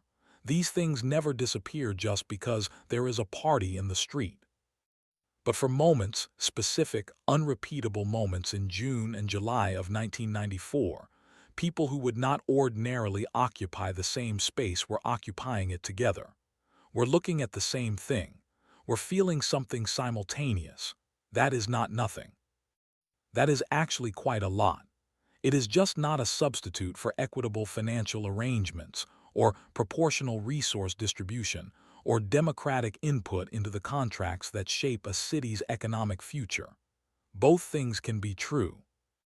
The moments of connection were real, and the divisions they temporarily softened were real too. And the story of 1994 contains both, inseparably, the way all human stories contain both beauty and injustice at the same time, braided together so completely that you cannot pull one out without disturbing the other. That is the honest texture of it. That is what it actually looked like, from the inside. The cities were not bankrupted, but the truth is stranger and more interesting than that, all right. This is the chapter where I need to slow down and be very precise with you. Because we have arrived at the moment in the story where the title of tonight's episode, that word scam and that phrase, left bankrupt, needs to be examined honestly and carefully. Because here is the truth. No American host city from the 1994 World Cup went literally bankrupt. Not one of them. Not Dallas. Not Detroit. Not New York. Not any of the 9. None of them filed for municipal insolvency. None of them collapsed under the weight of World Cup debt in a dramatic, immediate, verifiable way. The lights stayed on. The city's services continued. The governments kept functioning. So if you came into tonight expecting a story of financial catastrophe, mayors weeping, city treasuries emptied, fire trucks repossessed by FIFA officials in Swiss business suits, that is not the story. That never happened. And I will not pretend it did, because that would be the kind of history this channel does not traffic in. But here is the thing. The absence of literal bankruptcy does not mean the financial story was clean. It does not mean the cities walked away whole, and it absolutely does not mean the word scam in our title tonight is simply wrong and dramatic. What it means is that the truth is subtler, and subtler truths, I have always believed, are more interesting than dramatic ones, because subtler truths reveal how systems actually work, quietly, structurally, without obvious villains, rather than how we wish they worked when we want a clear story with a clear bad guy. So let me tell you what actually happened, and let me be precise about what is well documented, what is disputed, and what requires a degree of interpretive judgment. The financial outcomes for the 9 host cities of the 1994 World Cup varied considerably from city to city. This is the first important nuance. Some cities managed their World Cup costs more effectively than others. Some had better existing infrastructure, which reduced preparation expenses. Some had more experienced municipal finance teams. Some had made more conservative projections and were therefore less exposed when reality diverged from forecast. Some cities, by most accounts, came close to breaking even on the direct costs, or at least did not suffer significant net losses when you measured direct expenditure against direct revenue. Others did not fare as well. The cities that suffered most financially were generally the ones that had made the most ambitious preparations, investing heavily in infrastructure upgrades, in stadium modifications, in transportation enhancements, on the assumption that the economic return from the tournament would justify those investments, when that return did not fully materialize. Those cities were left with costs that did not have a corresponding revenue stream to offset them, not catastrophic costs, not bankruptcy-level costs, but real costs, costs that had to be absorbed somewhere in the city budget. Costs that competed with other spending priorities, schools, roads, public safety, public health. This is the honest financial picture, not collapsed cities, cities that spent more than they recovered and had to find the difference from somewhere. Now, let me tell you about a specific financial dispute that is perhaps the clearest documented example of the gap between what was expected and what occurred. The city of San Francisco, and I should say again. The venue was actually Stanford Stadium on the Stanford University campus in Palo Alto, but the organizing arrangements involved the city of San Francisco as the primary host entity, experienced a significant shortfall between its projected revenues and its actual revenues from the tournament. The specific numbers involved in various disputes between host entities and organizing committees from 1994 are, I want to be transparent, not all a matter of fully public record, because WCU 94, the private organizing body, was not subject to full public financial disclosure. This is one of the genuinely frustrating aspects of researching this topic honestly. The architecture of the arrangement made complete financial transparency structurally difficult. What is documented through public reporting and municipal records from the period is that several host cities found themselves engaged in post-tournament discussions and negotiations about cost reimbursements that they believed were owed to them under the terms of their agreements. These discussions were not always resolved quickly or cleanly. The broader pattern, cities spending on infrastructure and operations in excess of what they recovered from the tournament itself, is well documented not just for 1994, but for World Cup and Olympic hosting generally. The academic literature on the economics of major sports event hosting is extensive and, with very few exceptions, reaches a similar conclusion.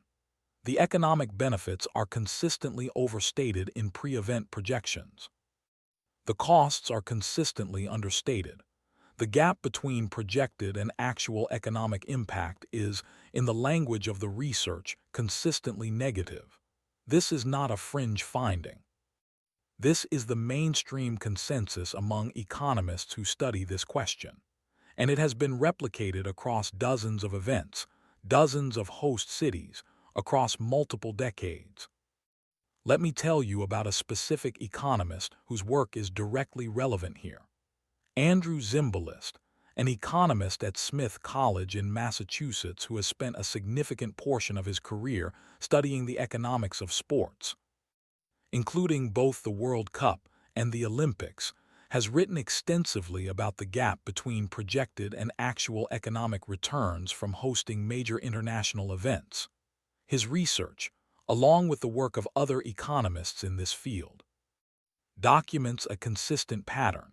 Host cities and host countries routinely overestimate tourism revenue, overestimate the multiplier effect of visitor spending, and underestimate the displacement effects I described in an earlier chapter. The way that large events can actually reduce normal economic activity in areas outside the event's immediate footprint. For the 1994 World Cup specifically, early projections from booster organizations suggested that the tournament would generate billions of dollars in economic activity for the host cities and the broader American economy. These projections were generated by organizations with a significant interest in hosting the tournament: the bid committee, the local organizing groups, the civic boosters who wanted the tournament and needed to make the financial case for it. Independent economic analysis, conducted both at the time and in subsequent years, arrived at considerably more modest numbers. The actual measurable economic impact, the spending that could be traced, verified, and attributed to the tournament, was real, but significantly below the projections. This pattern of projection versus reality is not unique to 1994. It is, as the research shows, essentially universal in major sports event hosting. And understanding this pattern helps explain why the word scam in our title tonight captures something real even though no literal fraud occurred. Here is the misconception break I want to deliver precisely. The common assumption, the one I want to challenge tonight, is that the financial disappointments of the 1994 World Cup host cities, if they existed at all, were the result of incompetence, poor planning, naive projections made by unsophisticated city officials who simply did not know what they were doing. This assumption is comfortable because it puts the responsibility on the cities themselves. They made bad decisions. They did not plan properly. They got what they deserved, but the evidence does not fully support this framing. Several of the host city agreements were reviewed by competent legal and financial teams before they were signed. The cities were not, by and large, operating without professional advice. They had lawyers, they had financial advisors, they had people who understood contracts. The problem was not primarily incompetence. The problem was structural. The financial projections that justified signing the host city agreements were built on models that systematically overstated the economic benefits of hosting. Those models were provided partly by the organizing bodies, entities with an obvious interest in painting an optimistic picture, and partly by the general optimistic logic of sports event economics, which had not yet been subjected to the rigorous independent analysis that later came to challenge it. The city officials who signed were not naive. They were operating in an information environment that was tilted. The optimistic projections were loudly presented. The structural risks, the displacement effects, the revenue concentration, the indemnification obligations, the tax accommodations were present in the documents but not loudly narrated. This is what makes it a scam in the meaningful sense. Not fraud, not theft, not a masked man running away with a briefcase. A structural arrangement where one party had better information about likely outcomes, presented that information in its most favorable form, and negotiated an agreement that reflected its advantage. That is the honest definition of what happened, and it is worth calling it what it is. Now, I want to present a counterargument. Because intellectual honesty requires it. There are serious people, economists, sports administrators, historians, who would push back on this framing, who would argue that the economic benefits of the 1994 World Cup were real and significant, even if they were difficult to measure precisely, who would point to the growth of MLS, the increase in youth soccer participation, the long-term changes in American sports culture, as evidence that the tournament generated returns that extended far beyond what any direct financial accounting could capture. These arguments are not without merit. The soft legacy of the 1994 World Cup, the cultural shift, the sporting infrastructure, the demonstrated capacity of American cities to host global events, is real. It contributed to America winning the bid to host the 2026 World Cup. It contributed to the growth of soccer at every level of American sport. These are genuine, significant outcomes. The dispute is about how to count them and who gets credit for them. FIFA's position, implicit rather than explicitly stated, would be that the commercial structure of the tournament was what made all of this possible. Without FIFA's commercial revenue model, there would be no World Cup to host, no global television audience, no international attention. The cities benefited from being part of FIFA's commercial ecosystem, and the financial terms of that benefit were clearly laid out in the agreements they signed. This is a defensible position. It is not unreasonable. The city's implicit counterposition would be that the financial terms of the agreements did not adequately reflect the actual costs and risks they absorbed, that the projections on which they made their decisions were systematically optimistic, and that the structural advantage FIFA held in negotiations meant that the agreements were never truly balanced. This is also a defensible position. It is also not unreasonable. The truth, as it so often is, sits somewhere in the tension between these two positions, and the discomfort of sitting in that tension, of not having a clean villain, not having a clean victim, not having a simple resolution, is actually, I think, what makes this story worth spending a whole night with. Let me give you one final piece of the misconception break, and it is perhaps the most quietly devastating one. The cities that hosted the 1994 World Cup were told, explicitly and repeatedly, that the economic benefits of hosting would be transformative and lasting, that the global attention would attract investment, that the international visitors would create relationships that would bring commerce to the city for years. That hosting a World Cup match was not just a one-summer event, but the beginning of a long-term economic relationship with the global sporting community. These claims were made with confidence. They were made by credible people. They were made in formal presentations and official documents, and they were, in the aggregate, significantly overstated, not entirely wrong, not completely fabricated, but significantly overstated. The lasting economic benefit to the host cities of 1994, when measured carefully, when you subtract the costs, when you account for the displacement effects, when you adjust for the concentration of revenue in official channels rather than local businesses, was smaller than projected, considerably smaller. This matters because the overstated projections were a key part of why cities signed the agreements they signed. Remove the projections, present the cities with honest, conservative, independently verified estimates of likely economic impact, and some of those host city agreements might have looked very different. That is the misconception, not that the cities went bankrupt, but that the promise was kept. It was not fully. Not for most of them.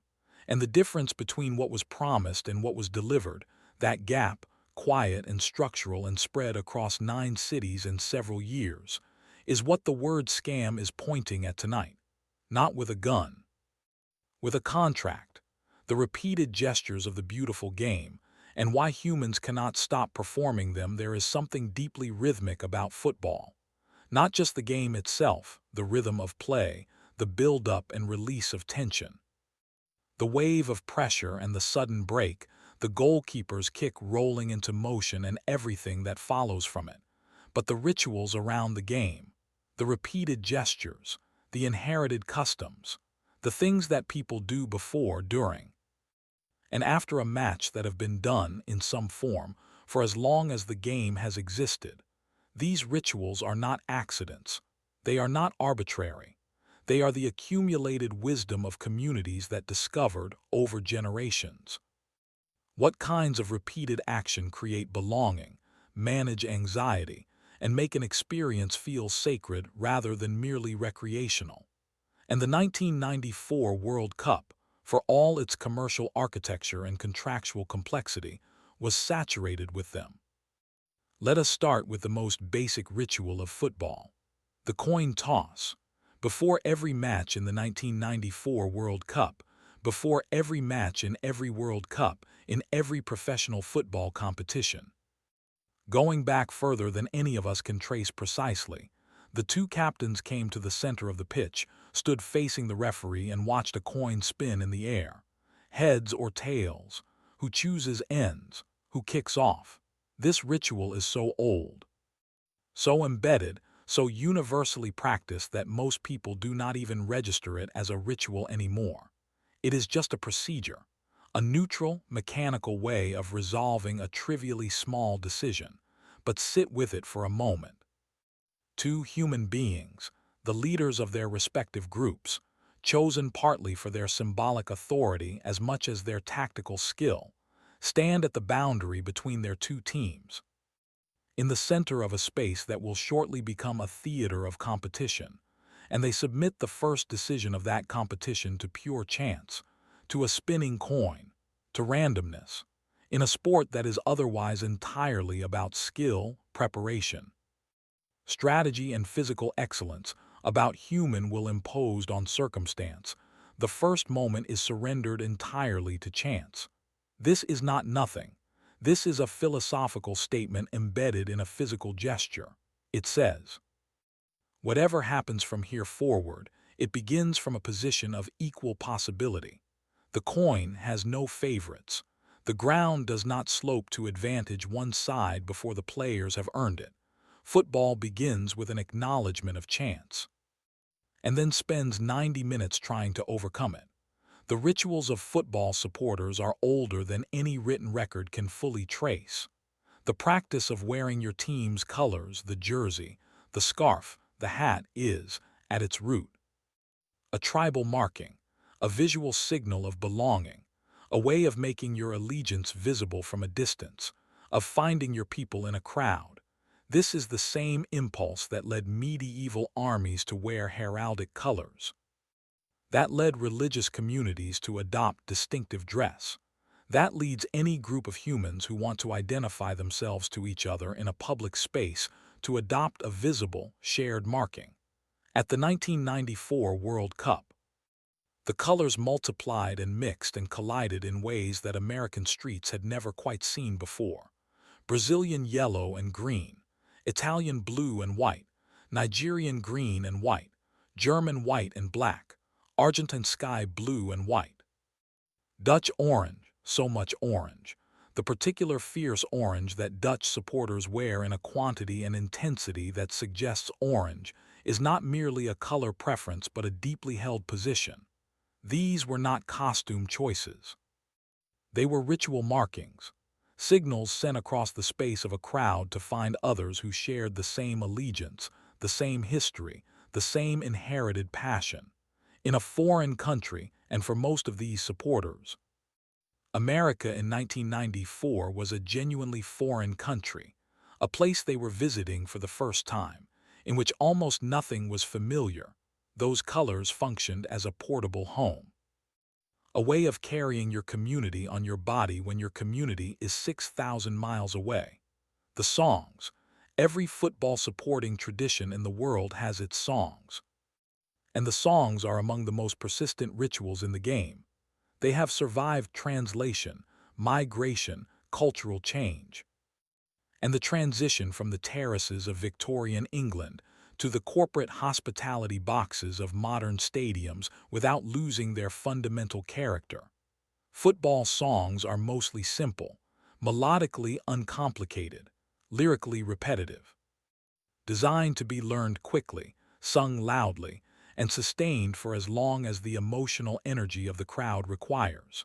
This simplicity is the point. A song that requires musical skill to perform excludes people. A song that requires thought to follow demands attention that a person in a stadium cannot always spare. But a chant, a rhythm, a few words, a melody that a child could learn in 30 seconds, that can be taken up by 60,000 people simultaneously, without rehearsal, without a conductor, driven purely by collective feeling. At the 1994 World Cup matches, the songs created something that the architects of American sports entertainment had not entirely planned for. American sports arenas in 1994 were accustomed to managing crowd noise through technology. The PA system, the music played between plays, the scoreboard prompts telling the crowd when to cheer. American sports crowds, for the most part, made noise reactively. When something happened, they responded. Football crowds make noise generatively. They create it. They sustain it independent of what is happening on the pitch. They sing when nothing is happening.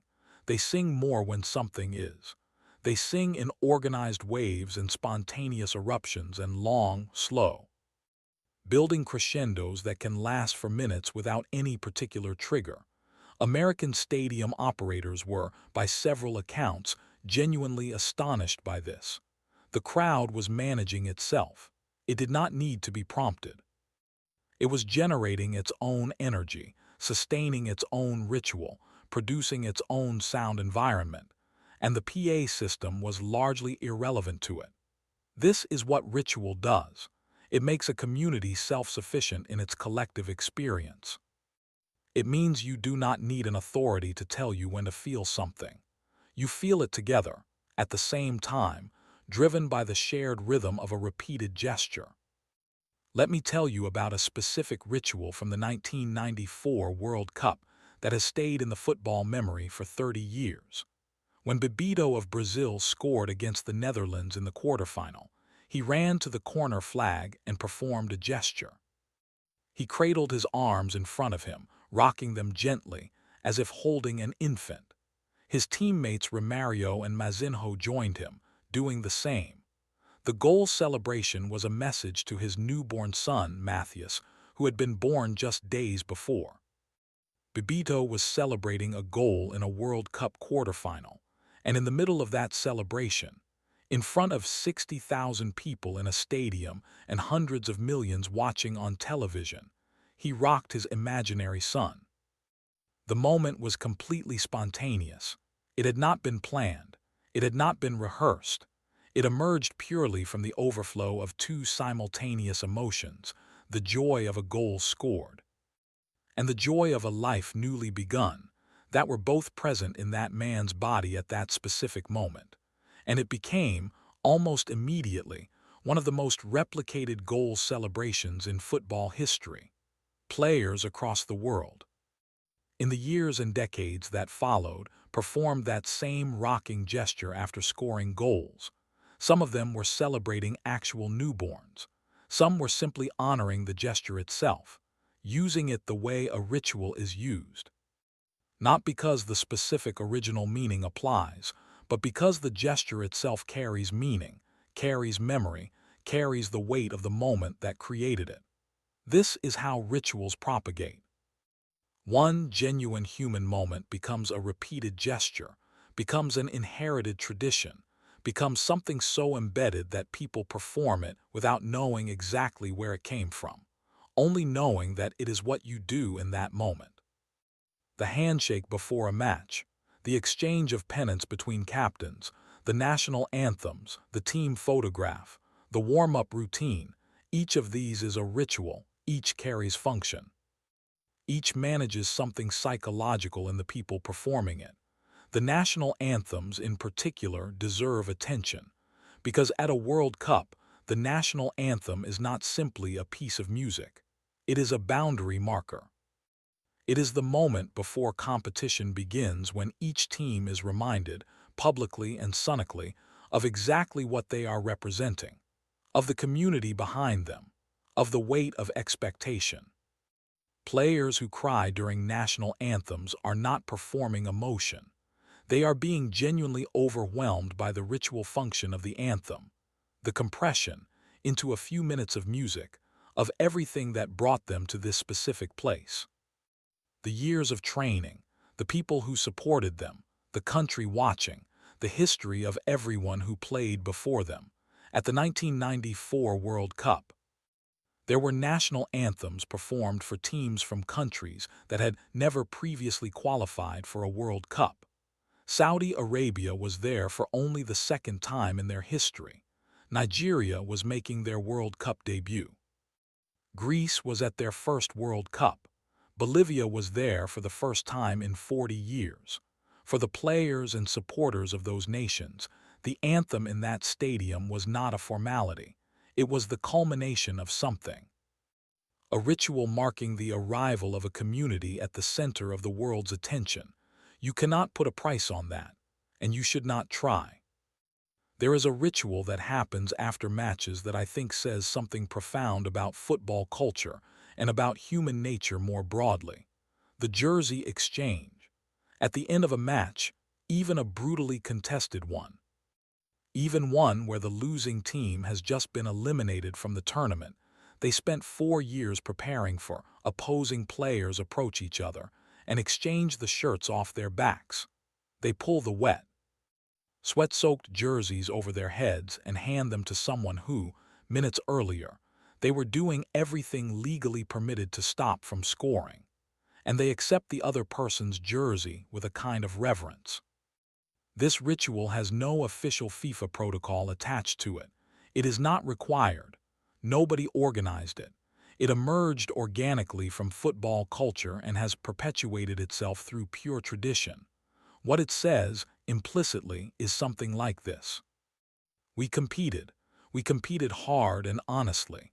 And now that competition is over, what I want from you is not your defeat. What I want is a piece of what you are. A physical object that carries the memory of what we did together on this pitch.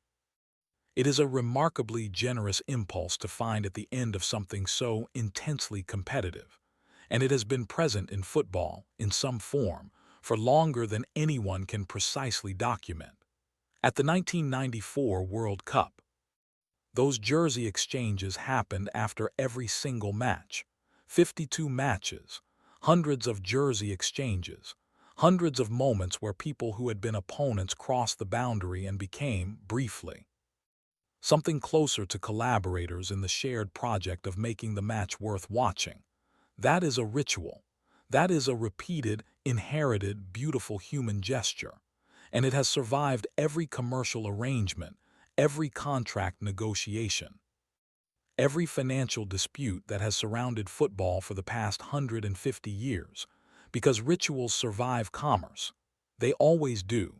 Commerce can shape rituals, can exploit them, can package them and sell them and brand them. But the core of them, the human impulse they express, persists underneath all of that. Patient, unreducible, waiting to be felt again the next time two people stand at the center of a pitch and watch a coin spin in the air. What it cost the body to play in a World Cup America was not built for. Let us talk about what the 1994 World Cup cost the people who played in it. Not financially, physically.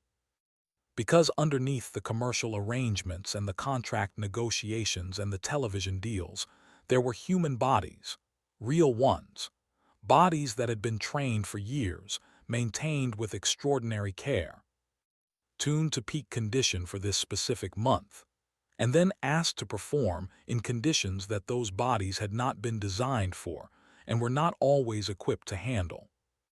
Football is a physical sport in ways that are easy to understate when you are watching it from a distance. From the stands or from a television screen, it can look almost balletic. Players moving with grace and speed across a wide open surface. The ball moving faster than any individual player, threading between feet, arcing through the sky. But at ground level, inside those bodies, the experience is categorically different. The heat of the 1994 World Cup was, for many players, the dominant physical experience of the tournament. Dallas, as I mentioned earlier, was brutally hot, but Dallas was not the only problem. Orlando, Florida, the Florida Citrus Bowl was also a venue. And Orlando in June is not appreciably different from Dallas in terms of the combination of heat and humidity that it inflicts on anyone required to move quickly in it for 90 minutes. The human body has a cooling system. It sweats. Perspiration evaporates from the skin surface and takes body heat with it. It is an elegant system, well designed for moderate conditions. But it has limits. In extreme heat, the body's ability to cool itself can be overwhelmed. Core temperature rises. Cognitive function begins to deteriorate. Muscle performance degrades. In severe cases, the body's core temperature can reach levels that cause serious physiological damage. Elite athletes are somewhat better equipped than ordinary people to manage heat stress because their cardiovascular systems are more efficient and their bodies are better adapted to physical exertion. But they are not immune. And the conditions in Dallas and Orlando were extreme enough that even elite athletes were struggling. Several players from the 1994 World Cup have spoken, in interviews over the years, about the physical toll that the heat specifically took on them. About the sensation of running at full speed in the final 20 minutes of a match in those temperatures. The particular quality of exhaustion that heat adds to normal football fatigue. The heaviness in the legs that is different from ordinary tiredness. The difficulty of thinking clearly about tactical decisions when the body is consuming all available resources just on temperature management. FIFA's decision to schedule matches in the hottest part of the day, again, driven primarily by European television scheduling, meant that players were performing in the worst possible conditions for their physical safety, in service of a commercial imperative that had nothing to do with the welfare of the people playing. This is worth sitting with. The people whose physical excellence was the entire product being sold, the athletes whose bodies were the reason anyone was watching, had their health and safety compromised by scheduling decisions made for commercial reasons. FIFA did implement a drinks break policy for matches in extreme heat, allowing players to briefly stop play to hydrate. This was a genuine concession to player welfare. But drinks breaks do not offset the fundamental problem of asking people to run hard in 100-degree heat in service of a television schedule. The artificial turf at the Pontiac Silverdome was its own category of physical problem. The Silverdome was an indoor stadium. It had a roof, which meant it could not have natural grass. Grass requires sunlight, and sunlight, by definition, cannot penetrate a solid roof. So the Silverdome had artificial turf. The specific kind used in 1994 was AstroTurf, or something very similar, a carpet-like synthetic surface laid over a concrete base, with a very thin layer of padding between. Playing football on AstroTurf in 1994 was a genuinely different physical experience from playing on grass. The ball moved differently. It bounced higher and faster. It skipped across the surface in ways that made certain ball control techniques unreliable. The surface offered less traction in some directions and more friction in others, which changed the biomechanics of running, turning, stopping. But the most significant physical consequence was the surface itself. When a player fell on AstroTurf, which football players do constantly in the process of tackling, being tackled, diving for balls, sliding, they did not land on grass and earth. They landed on carpet stretched over concrete. The resulting abrasions, called turf burns or carpet burns, were painful, extensive, and slow to heal. Players who played multiple matches at the Silverdome accumulated skin damage that was, in some cases, significant enough to affect their comfort and mobility in subsequent matches. Several players' technical staff noted that the post-match treatment routine at the Silverdome matches included extensive wound care for turf burns that would simply not have existed if the matches had been played on natural grass. There were 4 matches played at the Pontiac Silverdome, including a last 16 match between Germany and Belgium and a quarterfinal between Bulgaria and Germany, both Germany games. So the German squad experienced AstroTurf conditions in consecutive knockout rounds. Remarkably, this did not prevent Germany from having a strong tournament overall. But it added a layer of physical cost to their campaign that no other team competing on grass venues had to absorb. Let me talk about the physical experience of goalkeepers specifically. Because goalkeepers in the 1994 World Cup faced something particular. The tournament ended with a penalty shootout in the final, Brazil versus Italy, the first World Cup final ever decided by penalty kicks. A penalty shootout is, from a goalkeeper's perspective, one of the most psychologically and physically distinctive experiences in sport. You stand on your goal line. A player walks up to 12 yards from you, places the ball on a spot, steps back, runs forward, and kicks the ball with everything they have, aimed at a target that is, in terms of pure physics, too wide and too high for any human being to cover completely. The mathematics of a penalty kick are stacked against the goalkeeper. A well-struck penalty travels faster than the goalkeeper can react to it without having moved before the ball is struck. This means that every goalkeeper in a penalty shootout must, to some degree, guess. Must commit to a direction before the kick is taken. Must move on intuition, pattern recognition, split-second reading of the player's body language, and hope. The goalkeeper who saves a penalty in a shootout has made an excellent guess and an excellent dive, but they cannot be certain their guess was based on analysis rather than luck. And the goalkeeper who fails to save a penalty, who dives the right way and still cannot reach it, or dives the wrong way and watches the ball go in, has failed in the most public, most isolating, most irreversible way that sport provides. Gianluca Pagliuca for Italy and Taffarel for Brazil both stood at their respective ends of the Rose Bowl on July 17, 1994, facing exactly this situation, in front of 94,000 people. Watched by the largest television audience in World Cup history to that point, Taffarel saved a penalty. Italy's Roberto Baggio, the finest player of his generation, stepped up to take the fifth and decisive kick. Needing to score to keep Italy alive, he struck the ball over the crossbar.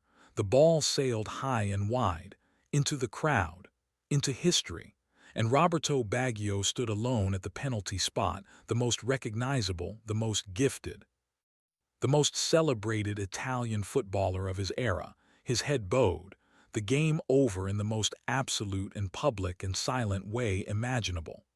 The physical act of missing a penalty kick costs the body almost nothing.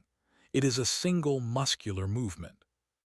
A fraction of a second, biomechanically trivial, but the weight of what it costs in every other sense, the psychological reality of that moment, the public nature of the failure, the permanence of the image, that weight is not trivial at all. Baggio has spoken about that moment many times in the years since. He carries it still.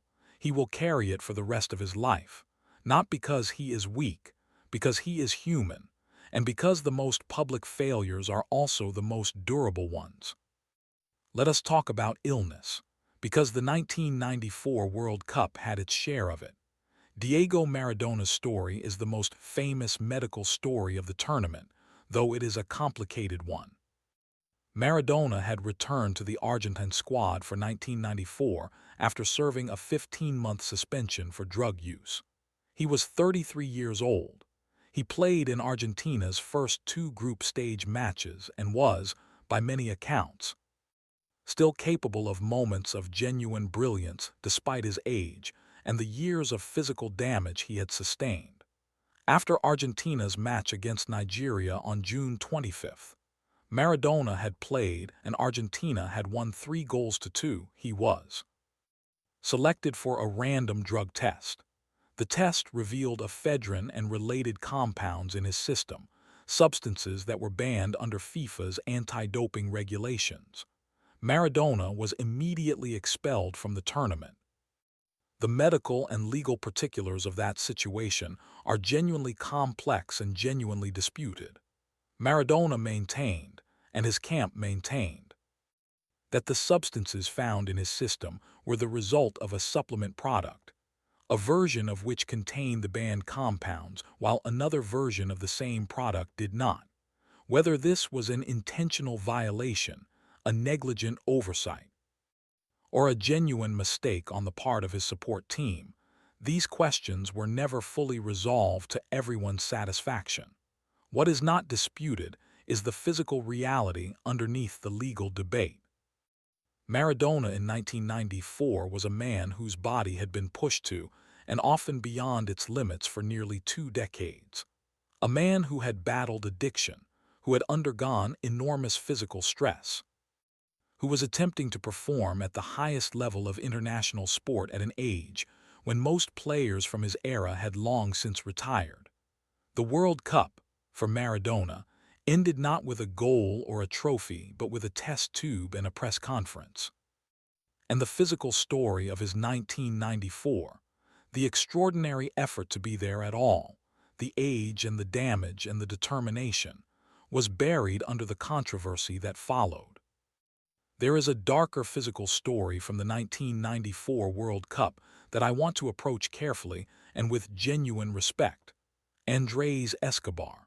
Escobar was the captain of the Colombian national team.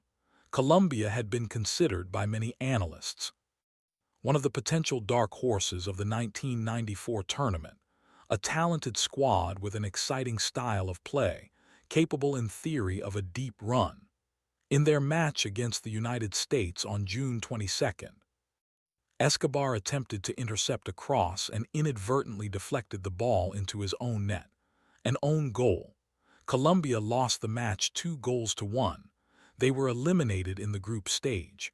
10 days after the match, on July 2nd, Andrés Escobar was shot and killed outside a bar in Medellin, Colombia. He was 27 years old. The murder was almost certainly connected to the own goal, to the losses that gambling and criminal organizations connected to Colombian football had suffered as a result of Colombia's elimination. The exact chain of events and the full accountability for his death involve complexities that the Colombian legal system worked through over the following years.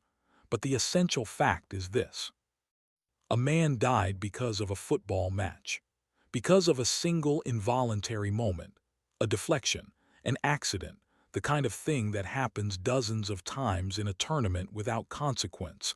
A 27-year-old man lost his life. The physical vulnerability of the human body is the silent undercurrent of every chapter in tonight's story. In the heat of Dallas, in the carpet burns of the Silverdome, in the psychological weight of Baggio's missed penalty, in the physical ruin of Maradona's long career. But in Andrés Escobar's story, that vulnerability takes its starkest possible form. The game that began with an inflated pig bladder kicked around open fields. The game that immigrant communities carried in their luggage across oceans. The game that became a global commercial enterprise worth billions of dollars and satellite broadcasting agreements and FIFA hosting contracts. That game was, for Andrés Escobar, the last thing he ever played. And that fact, that quiet, terrible fact, should sit somewhere in the background of every conversation about the 1994 World Cup, not to overwhelm the rest of the story, but to remind us that underneath every commercial arrangement, every financial negotiation, every contract and projection and budget shortfall, there are people. Real, physical, mortal people, playing a game, trying their best, carrying everything that entails.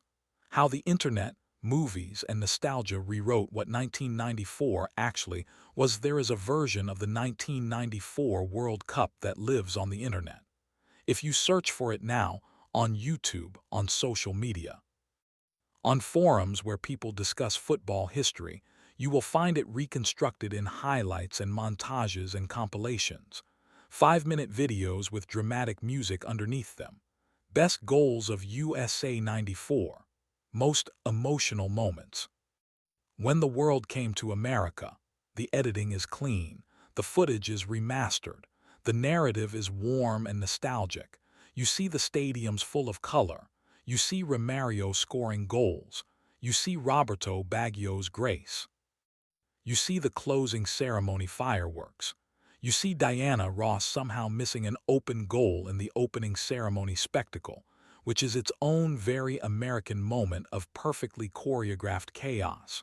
What you do not see in those compilations is the budget meetings afterward, the municipal finance officers explaining to city councils why the projected revenue had not materialized, the quiet renegotiations between host cities and FIFA over cost reimbursements, the long, slow work of reconciling what was promised with what was delivered.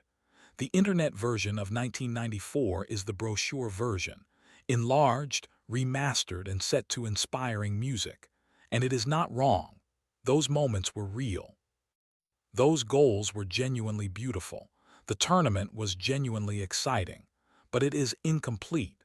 And the incompleteness is not accidental. It is the natural process of how memory works in a digital age. We remember what we choose to record. And we record what makes us feel good. Let me tell you about a specific distortion that has calcified around the 1994 World Cup in the years since it happened. The claim that the 1994 tournament saved soccer in America. This claim appears constantly, in articles, in documentaries, in casual conversation among people who remember the summer of 1994 fondly. The logic of the claim is simple. Before 1994, soccer was marginal in America. After 1994, it grew. Therefore, 1994 saved it. This narrative is appealing because it has the structure of a redemption story.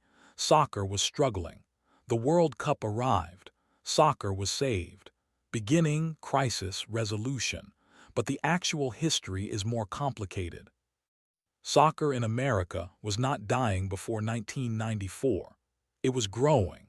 Youth soccer participation had been increasing steadily since the 1970s. High school and college soccer programs were expanding. The immigrant communities that had always loved the game were larger and more visible than they had been in previous decades. There was genuine grassroots enthusiasm for soccer in America before FIFA awarded the country the World Cup. What 1994 did was make that enthusiasm visible to the mainstream. It did not create the enthusiasm. It surfaced it. It gave people permission to care about something that had previously been dismissed as foreign or marginal. This distinction matters because the narrative that 1994 saved soccer in America implicitly erases the communities that had loved and preserved the game for generations before 1994, made it commercially valuable. It treats soccer as though it did not exist in America until FIFA and television networks and corporate sponsors decided to notice it. And that erasure, that quiet, often unintentional erasure, is part of how modern culture distorts history. Not through dramatic lies, through selective emphasis, through telling the story in a way that credits the institutions that benefited commercially while downplaying the communities that carried the culture. There is a particular kind of nostalgia that has grown around the 1994 World Cup, and it is worth examining. For people who were young in 1994, teenagers, children, young adults, the tournament is remembered as a kind of golden summer. The weather was perfect or feels perfect in memory. The games were exciting. The world felt accessible in a way it had never felt before. This is genuine. This is how memory works. Formative experiences in youth acquire a golden glow that later experiences, however objectively superior, rarely match. But nostalgia is not the same as history. Nostalgia is history with the difficult parts removed. And the nostalgia for 1994 tends to smooth over the financial disputes, the commercial imbalances, the disappointed projections, the cities that spent more than they recovered. Not because people are lying. Because nostalgia is psychologically easier than complexity. It is easier to remember the goal celebrations than the contract negotiations. It is easier to remember Roberto Baggio's elegance than his missed penalty. It is easier to remember the stadiums full of color than the empty seats in parts of the stadiums where tickets were priced beyond what local residents could afford. And the internet, which amplifies whatever gets the most engagement, rewards the nostalgic version. Because the nostalgic version makes people happy, and happiness generates clicks. Let me tell you about how the 1994 World Cup has been depicted in film and television. There is not, to my knowledge, a major Hollywood film specifically about the 1994 World Cup. There are documentaries. There are retrospectives. There are highlight packages. But there is no dramatized narrative feature film that treats the tournament as its central subject. This absence is interesting because other World Cups have been dramatized. The 1966 World Cup appears in films about English football. The 1986 World Cup appears in films about Maradona. The 1998 and 2006 tournaments appear in various national cinema traditions. But 1994, the tournament in America, the tournament that set attendance records, the tournament that was supposed to be transformative for American soccer culture, has not been given the Hollywood treatment. And I think the reason is structural. American cinema does not know how to tell this story, because the story does not fit American narrative templates. It is not a clear triumph. It is not a clear tragedy. It is a complicated negotiation between institutions with different interests, resulting in outcomes that were partially successful and partially disappointing, spread across 9 cities over 30 days, with no single villain and no single hero. That is a difficult story to tell in a 2-hour film, so it has not been told. What gets told instead is the personal stories: Maradona's expulsion, Baggio's missed penalty, Escobar's tragedy. These are human stories with clear emotional arcs. They fit the structure that cinema knows how to handle. The institutional story, the contracts, the projections, the budget shortfalls remains untold, not because it is unimportant, because it is cinematically unwieldy. Let me tell you about what gets repeated on social media about the 1994 World Cup. The Diana Ross missed penalty kick in the opening ceremony. This moment, a staged, choreographed moment where the singer Diana Ross was supposed to kick a ball into a goal from close range, and the goal was supposed to theatrically break apart. And she missed the kick, but the goal broke apart anyway, has become one of the most replayed clips from the entire tournament. Why? Because it is absurd, because it is very American in its combination of spectacle and incompetence. Because it is funny in a way that transcends language and cultural context. The actual football played in the tournament, the tactical decisions, the beautiful passes, the defensive excellence, is harder to clip, harder to explain, harder to make viral. But Diana Ross missing a penalty kick requires no context. It is immediately comprehensible and immediately entertaining. So that moment, a completely inconsequential piece of opening ceremony theater, has become one of the most enduring images of the 1994 World Cup, more enduring in some internet circles than many of the actual matches. This is how modern culture processes history, not by preserving what was important, by preserving what is shareable. There is a broader distortion that affects how all World Cups, not just 1994, are remembered. The tournament gets remembered primarily through its highlights, the goals, the saves, the missed penalties, the celebrations, the moments that fit into a 3-minute video package with dramatic music. But the actual experience of watching a World Cup, the full experience, the 90-minute matches, the 0-0 draws, the games where nothing particularly memorable happened but where the tactical battle was genuinely interesting, that experience is harder to preserve. It does not compress well. It does not go viral. So the memory of the tournament becomes a collection of peaks, and the valleys, the ordinary matches, the solid defensive performances, the games that were important in the tournament structure but visually unremarkable, disappear from the cultural record. This matters because it affects what people think football is. If you have only ever seen highlight packages, you think football is constant action and spectacular goals. You do not understand the patient build-up, the defensive discipline, the periods of a match where very little happens because both teams are managing risk. The 1994 World Cup, in its highlight package Afterlife, has become a series of spectacular moments disconnected from the broader context that gave them meaning. And that disconnection is a kind of distortion, not a lie, a simplification that, over time, becomes its own kind of falsehood. Let me tell you one more distortion, and this one is specifically American. The claim that the 1994 World Cup proved soccer could work in America.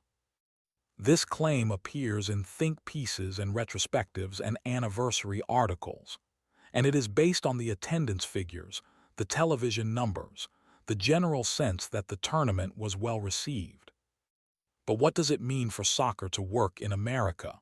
If it means can Americans attend and enjoy a World Cup, then yes, 1994 proved that, clearly and definitively. But if it means can America sustain a commercially viable professional soccer league that competes for attention and revenue with the established American sports, then the question is more complicated. Because MLS, which launched in 1996, spent its first decade barely surviving. It contracted teams. It restructured ownership. It lost enormous amounts of money. It only stabilized in the 2000s and only became genuinely profitable in the 2010s. So the idea that 1994 proved soccer could work in America conflates two very different things. A one-time global event organized by FIFA featuring the best players in the world, and a domestic professional league organized by American businessmen featuring a mix of aging international stars and developing American players. The first worked because it was a spectacle. The second struggled because it was a business. And treating them as equivalent, treating the success of one as proof of the viability of the other, is a distortion. A distortion that serves the interests of people who want to tell a triumphant story about American soccer. But a distortion nonetheless. The 1994 World Cup exists now in at least two forms: the historical event, the thing that actually happened with all its complexity and contradiction and financial ambiguity, and the cultural memory, the simplified, nostalgic highlight package version that lives on the internet and in people's memories and in the occasional anniversary documentary. Both are real. Both shape how people understand the tournament, but they are not the same. And recognizing that they are not the same, that memory and history diverge, that culture distorts what it preserves, that the internet version of the past is always incomplete, is part of what it means to think historically rather than nostalgically. The tournament was beautiful. The tournament was flawed. The tournament was transformative in some ways and disappointing in others. And holding all of those things at once, without collapsing them into a simple story, is harder than clicking on a highlight video. But it is also more honest. And tonight, we are choosing honesty. Let us ask the question directly. Why does anyone still remember the 1994 World Cup? Not historians, not economists, not the people who study sports governance or municipal finance. I mean ordinary people, people who were there or who watched it on television, or who were too young to remember it directly but who inherited its memory from parents or older siblings. Why did this tournament survive in cultural memory when so many other sporting events, equally well attended, equally well broadcast, equally significant in their moment, have faded into obscurity? The answer is not simple, but it is worth working through, because survival in memory is never an accident. Something keeps a memory alive. And understanding what that something is tells you what the event actually meant to the people who experienced it. The first reason the 1994 World Cup survived is the simplest. It was genuinely good football. The quality of play at the 1994 tournament was, by most expert assessments, extremely high. Brazil, the eventual champions, played some of the most beautiful football seen at a World Cup in the modern era. Their attacking play, Romario and Bebeto in particular, was fluid, creative, joyful in a way that transcends tactical analysis and becomes something closer to art. The tournament also featured extraordinary individual performances from players who are still spoken of with reverence: Georg Hagi of Romania, Hristo Stoichkov of Bulgaria, Roberto Baggio of Italy, despite the missed penalty, Paolo Maldini, perhaps the greatest defender of his generation, marshalling the Italian defense with elegance that made defending look like a form of sculpture. People remember quality, not perfectly, not in detail. But quality leaves an impression that mediocrity does not. And the 1994 World Cup, whatever its financial and institutional complications, delivered quality football. That is the foundation of why it survived. The second reason is emotional imprinting. For people who experienced the 1994 World Cup at a formative age, children, teenagers, young adults, it was often their first exposure to international football at that scale. Their first time seeing the world come together around a single event. Their first time feeling the collective emotion of 60,000 people in a stadium or millions watching the same moment on television. First experiences imprint more deeply than subsequent ones. This is not nostalgia bias. It is how human memory works. The first time you feel something intensely, awe, joy, heartbreak, wonder, your brain encodes that experience with particular vividness. It becomes a reference point for everything that comes after. For a generation of Americans who were young in 1994, That summer was the first time football felt important. Not in a distant European way, in an immediate, present, happening right here way. That feeling does not fade easily. It becomes part of the architecture of memory. And as those people aged, as they became adults and then parents, they carried that memory with them. They told their children about it. They showed them clips. They explained what it felt like when the world came to America, and America, for a month, cared about something it had not previously cared about.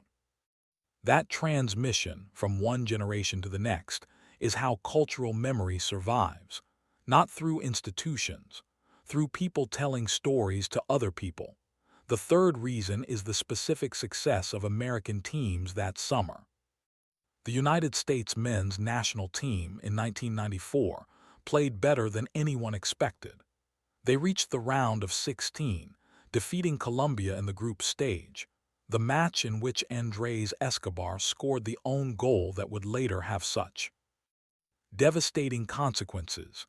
They played Brazil in the round of 16 and lost 1-0, but they played well.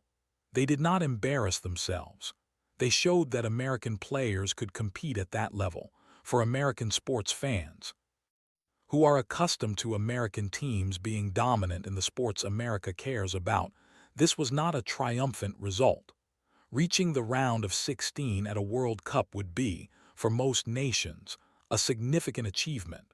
For American fans, it was progress, better than expected. Not enough to generate sustained mainstream enthusiasm, but enough to suggest that maybe, with time and investment, American soccer could become genuinely competitive internationally.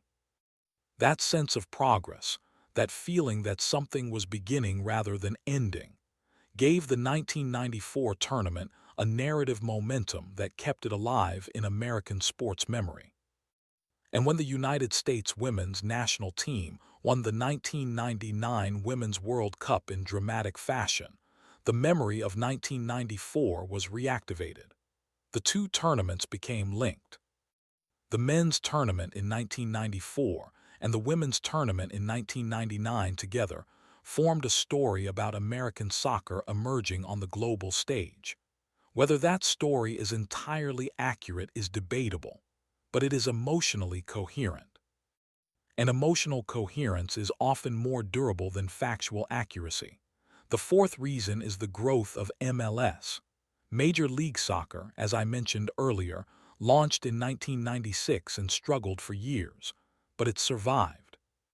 And as it stabilized and grew through the 2000s and 2010s, it became a living legacy of the 1994 World Cup. FIFA had required the United States to establish a First Division professional league as a condition of hosting the tournament. MLS was the direct result of that requirement. Without the 1994 World Cup, there is no MLS, not in the form that exists today at least. And as MLS grew, as the league expanded into more cities, as attendance increased, as the quality of play improved, as international players began choosing MLS as a viable destination, the 1994 World Cup became part of the origin story, the tournament that made this all possible. This is a narrative that MLS itself has promoted. The league has an institutional interest in telling a story where the 1994 World Cup is the beginning of American soccer's rise. And that story, told consistently over 2 decades, has shaped how many people understand the tournament.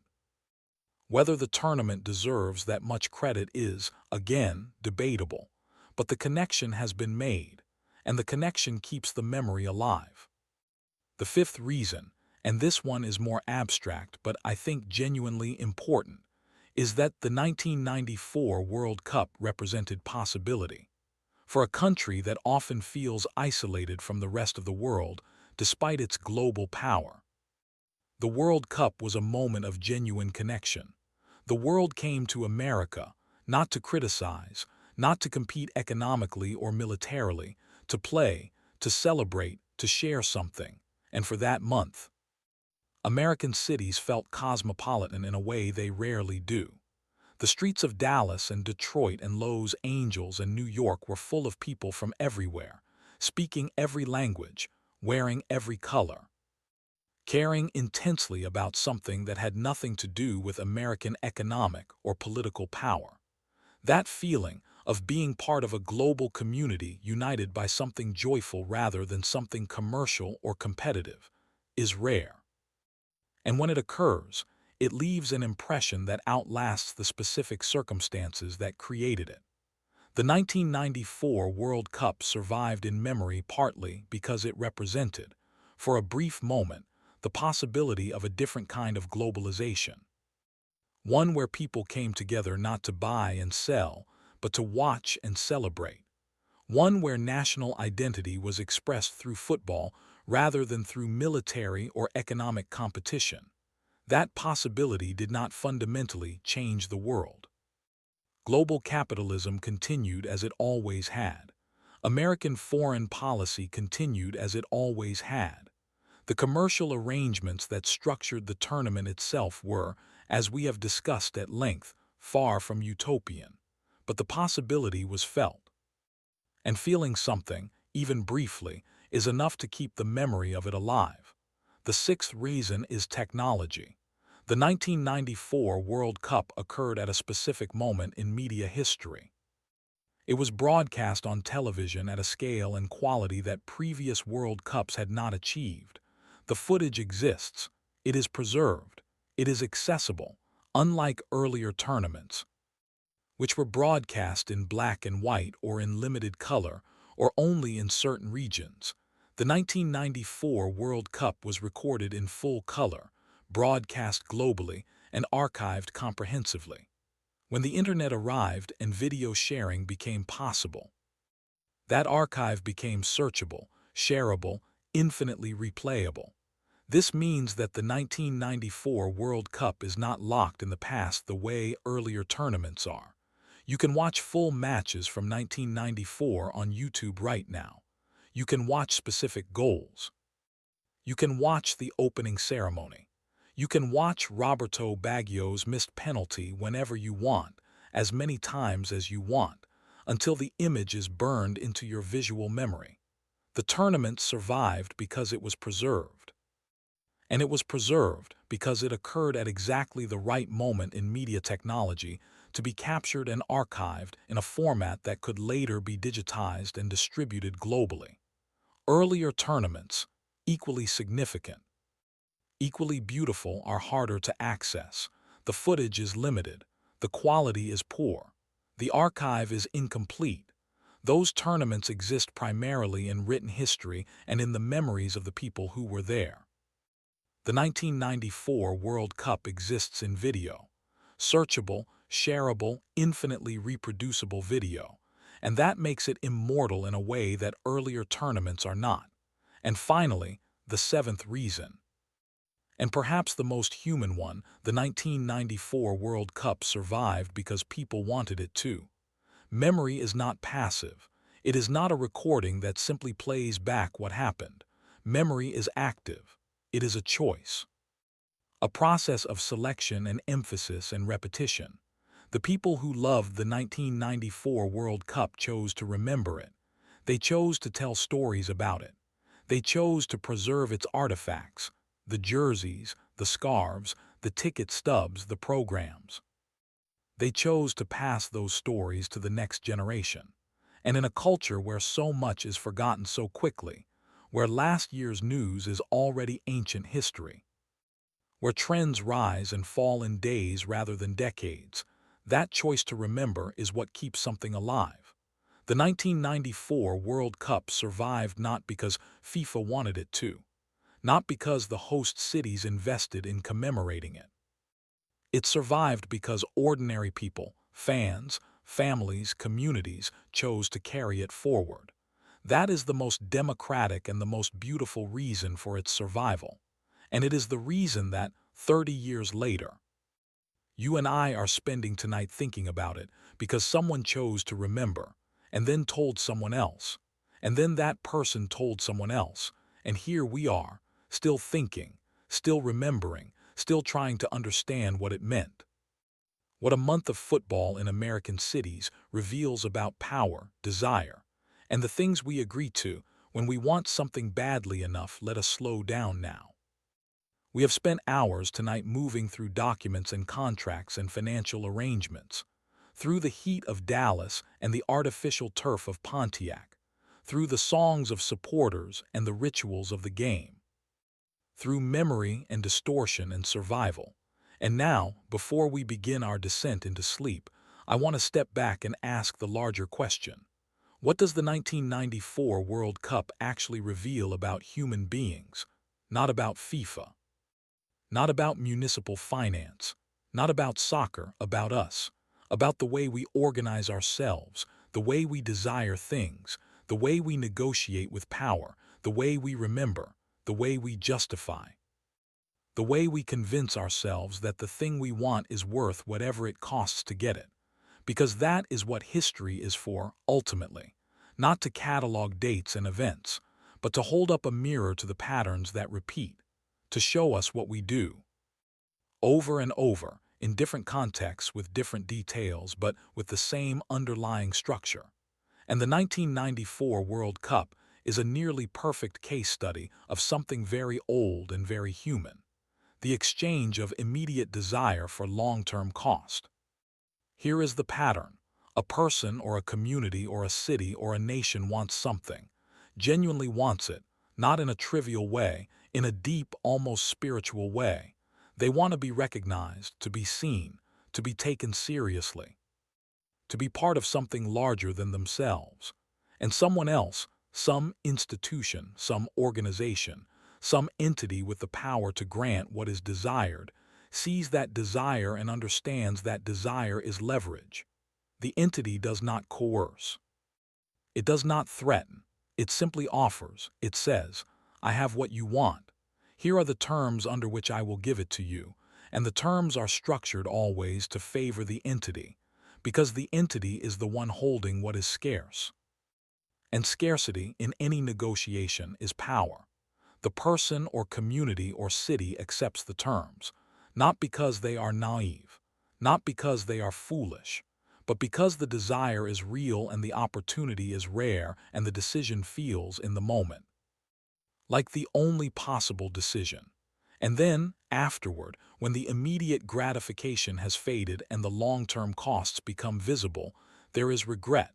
Not total regret, not the kind of regret that erases the memory of the thing that was desired, but a quieter, more complicated regret, the kind that says, I am glad we did it, but I wish we had done it differently. I wish the terms had been fairer. I wish we had understood what we were agreeing to. This is the pattern. And it is not specific to the 1994 World Cup. It is not specific to sports. It is not specific to America or to the 20th century or to capitalism. It is the fundamental structure of unequal negotiation, and it has repeated, in one form or another, for as long as humans have organized themselves into groups with different levels of power. The 1994 World Cup reveals something about desire specifically. American cities wanted the World Cup. They wanted it badly. Not primarily for money, though money was part of the justification. They wanted it for recognition, for global visibility, for the feeling of being, however briefly, the center of the world's attention. This is a very human desire. It is the desire to matter, to be seen, to have your existence acknowledged by others in a way that feels significant. And FIFA understood this desire. FIFA had seen this desire in every country that had ever bid to host a World Cup. The desire to matter, the desire to be chosen, the desire to say to the world, we are capable of this, we are worthy of this, look at us. And FIFA, understanding that desire, structured its agreements around it, not cruelly, not maliciously, but with a clear understanding that the desire was strong enough to overcome financial hesitation. The host city agreements were, in a sense, transactions where prestige was exchanged for money. The cities bought prestige. FIFA sold it. The terms of sale were determined by FIFA because FIFA controlled the supply of prestige and the city's demand for it was high. This is not a new kind of transaction. This is one of the oldest transactions in human history. Prestige for resources, status for wealth, recognition for submission to terms that favor the one granting recognition. It is what vassals paid to kings, what colonies paid to empires, what smaller nations pay to larger ones in exchange for protection or acknowledgement or alliance. The specific details change. The underlying structure does not. The 1994 World Cup reveals something about institutional power.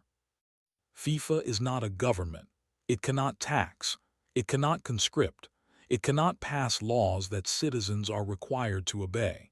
And yet FIFA has a form of power that many governments would envy. FIFA controls access to something that people care about intensely.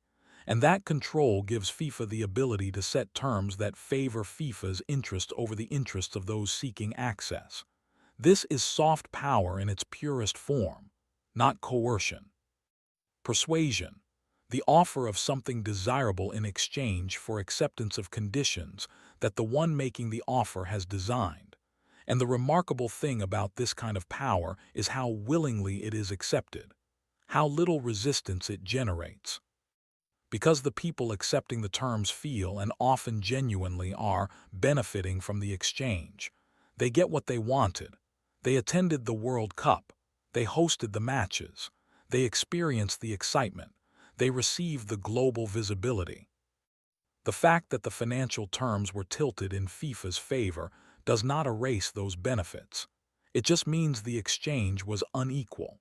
And unequal exchanges, as long as both parties receive something they value, can continue indefinitely without generating the kind of opposition that would force structural change.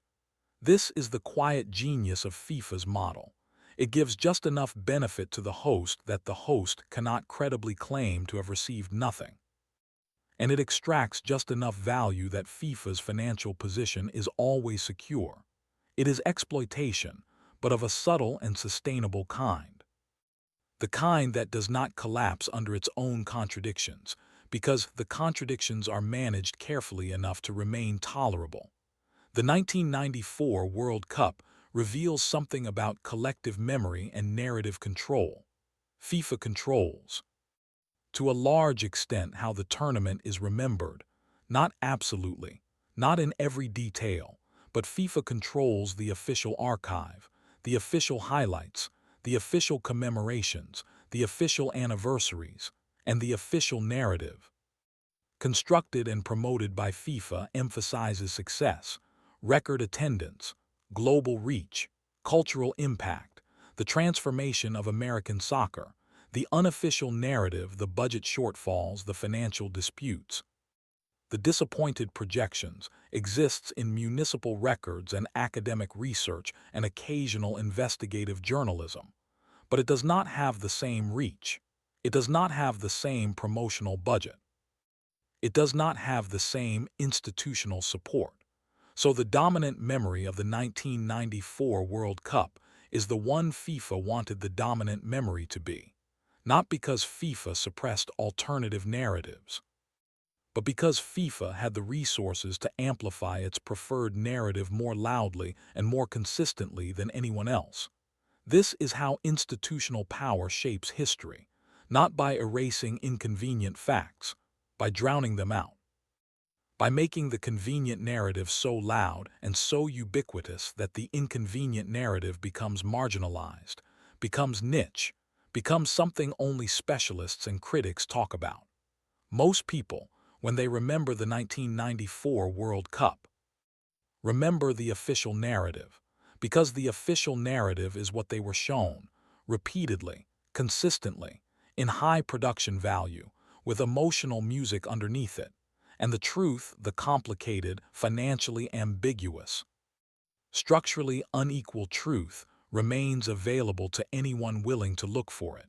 But most people are not willing to look for it, because looking for it requires effort. And effort, when the easy narrative is satisfying enough, feels unnecessary. The 1994 World Cup reveals something about the relationship between spectacle and substance. The tournament was a genuine spectacle, beautiful football, full stadiums, global attention, moments of transcendent athletic excellence.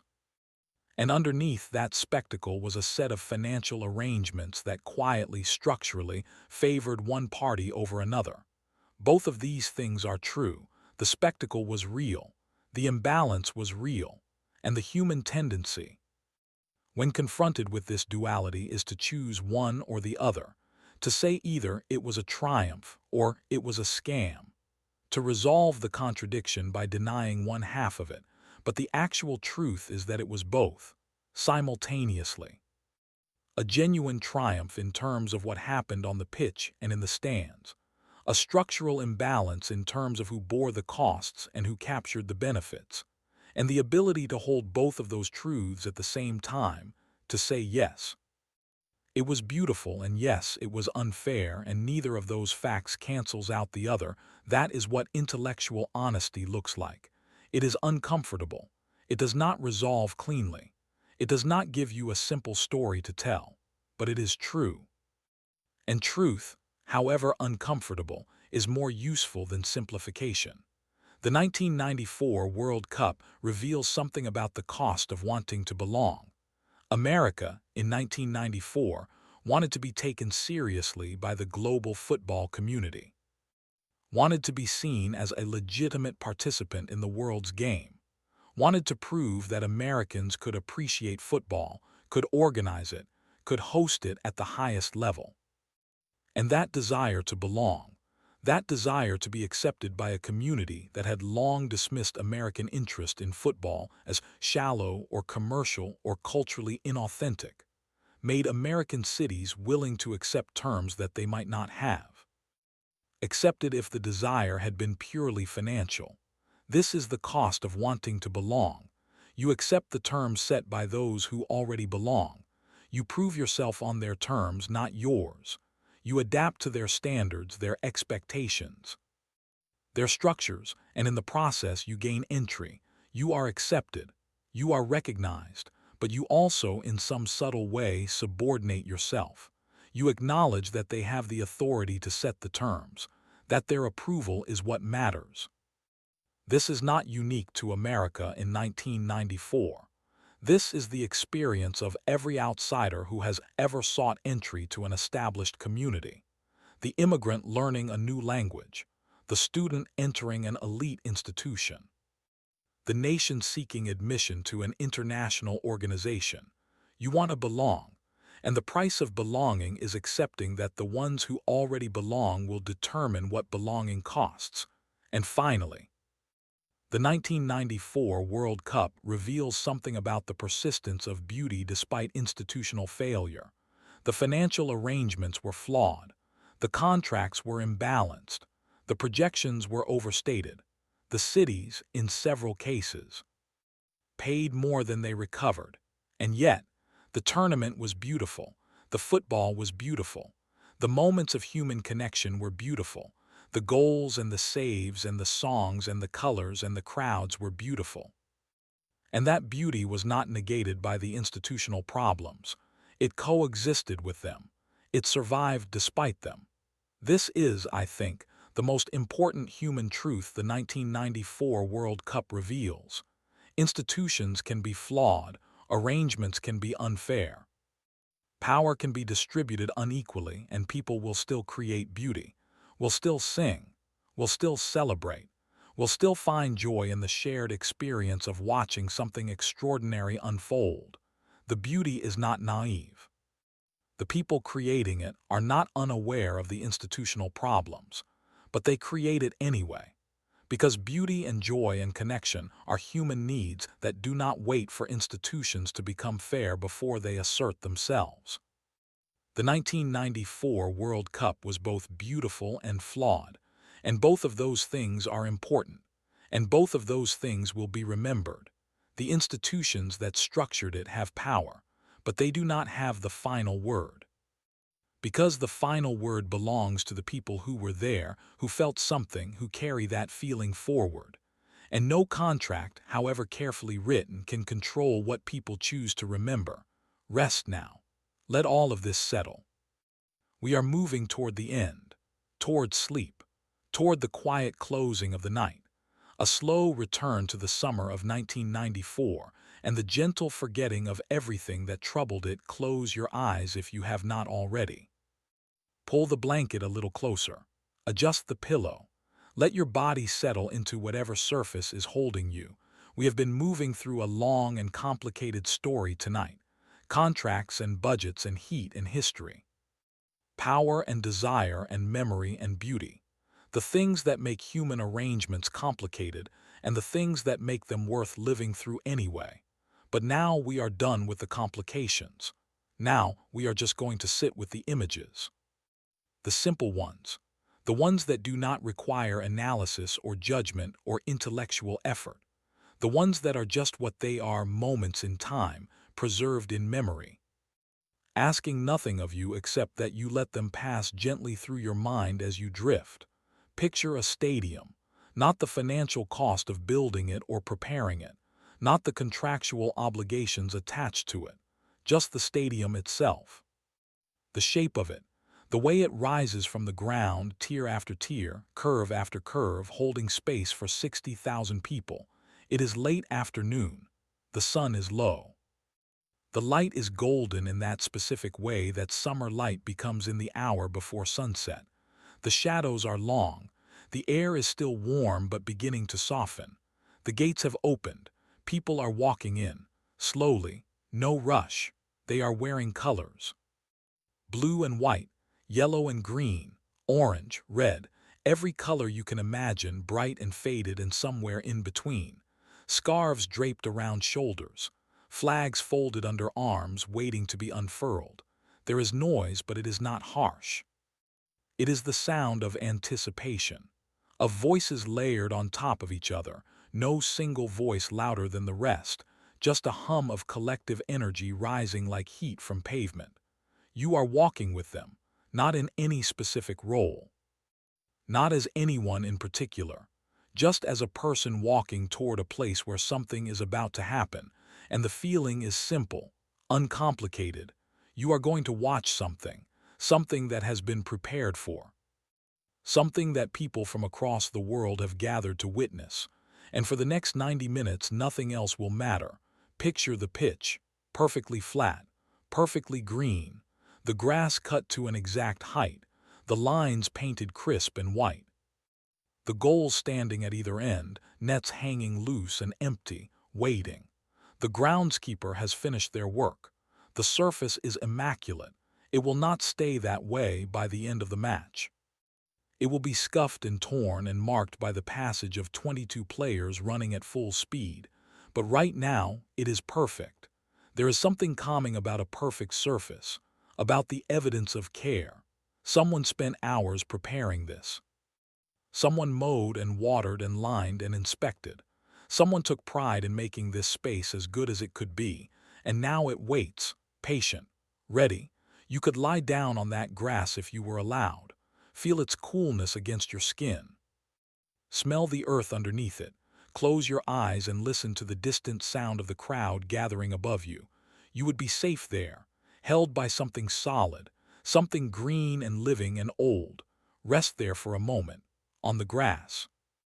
In your mind, feel it hold you. Picture the ball, the questra, white with gold and black markings, not sitting still but moving, slowly, rolling across the grass in slow motion, turning in the air, every panel visible as it rotates. The light catching the curves. It is just a ball, synthetic material stitched together around an inflated bladder, 14 ounces of air and fabric, simple, ancient, a thing humans have been kicking for thousands of years in one form or another. And yet when it moves, when it is struck cleanly, when it arcs through the air with that perfect spin, when it bends against physics and curves into the top corner of a goal while 60,000 people hold their breath, it becomes something more than a ball.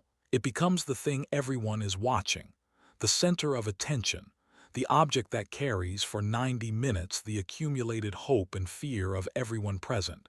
But right now, in this moment, it is just rolling. Gently. Across the grass, toward no one in particular. Watch it roll.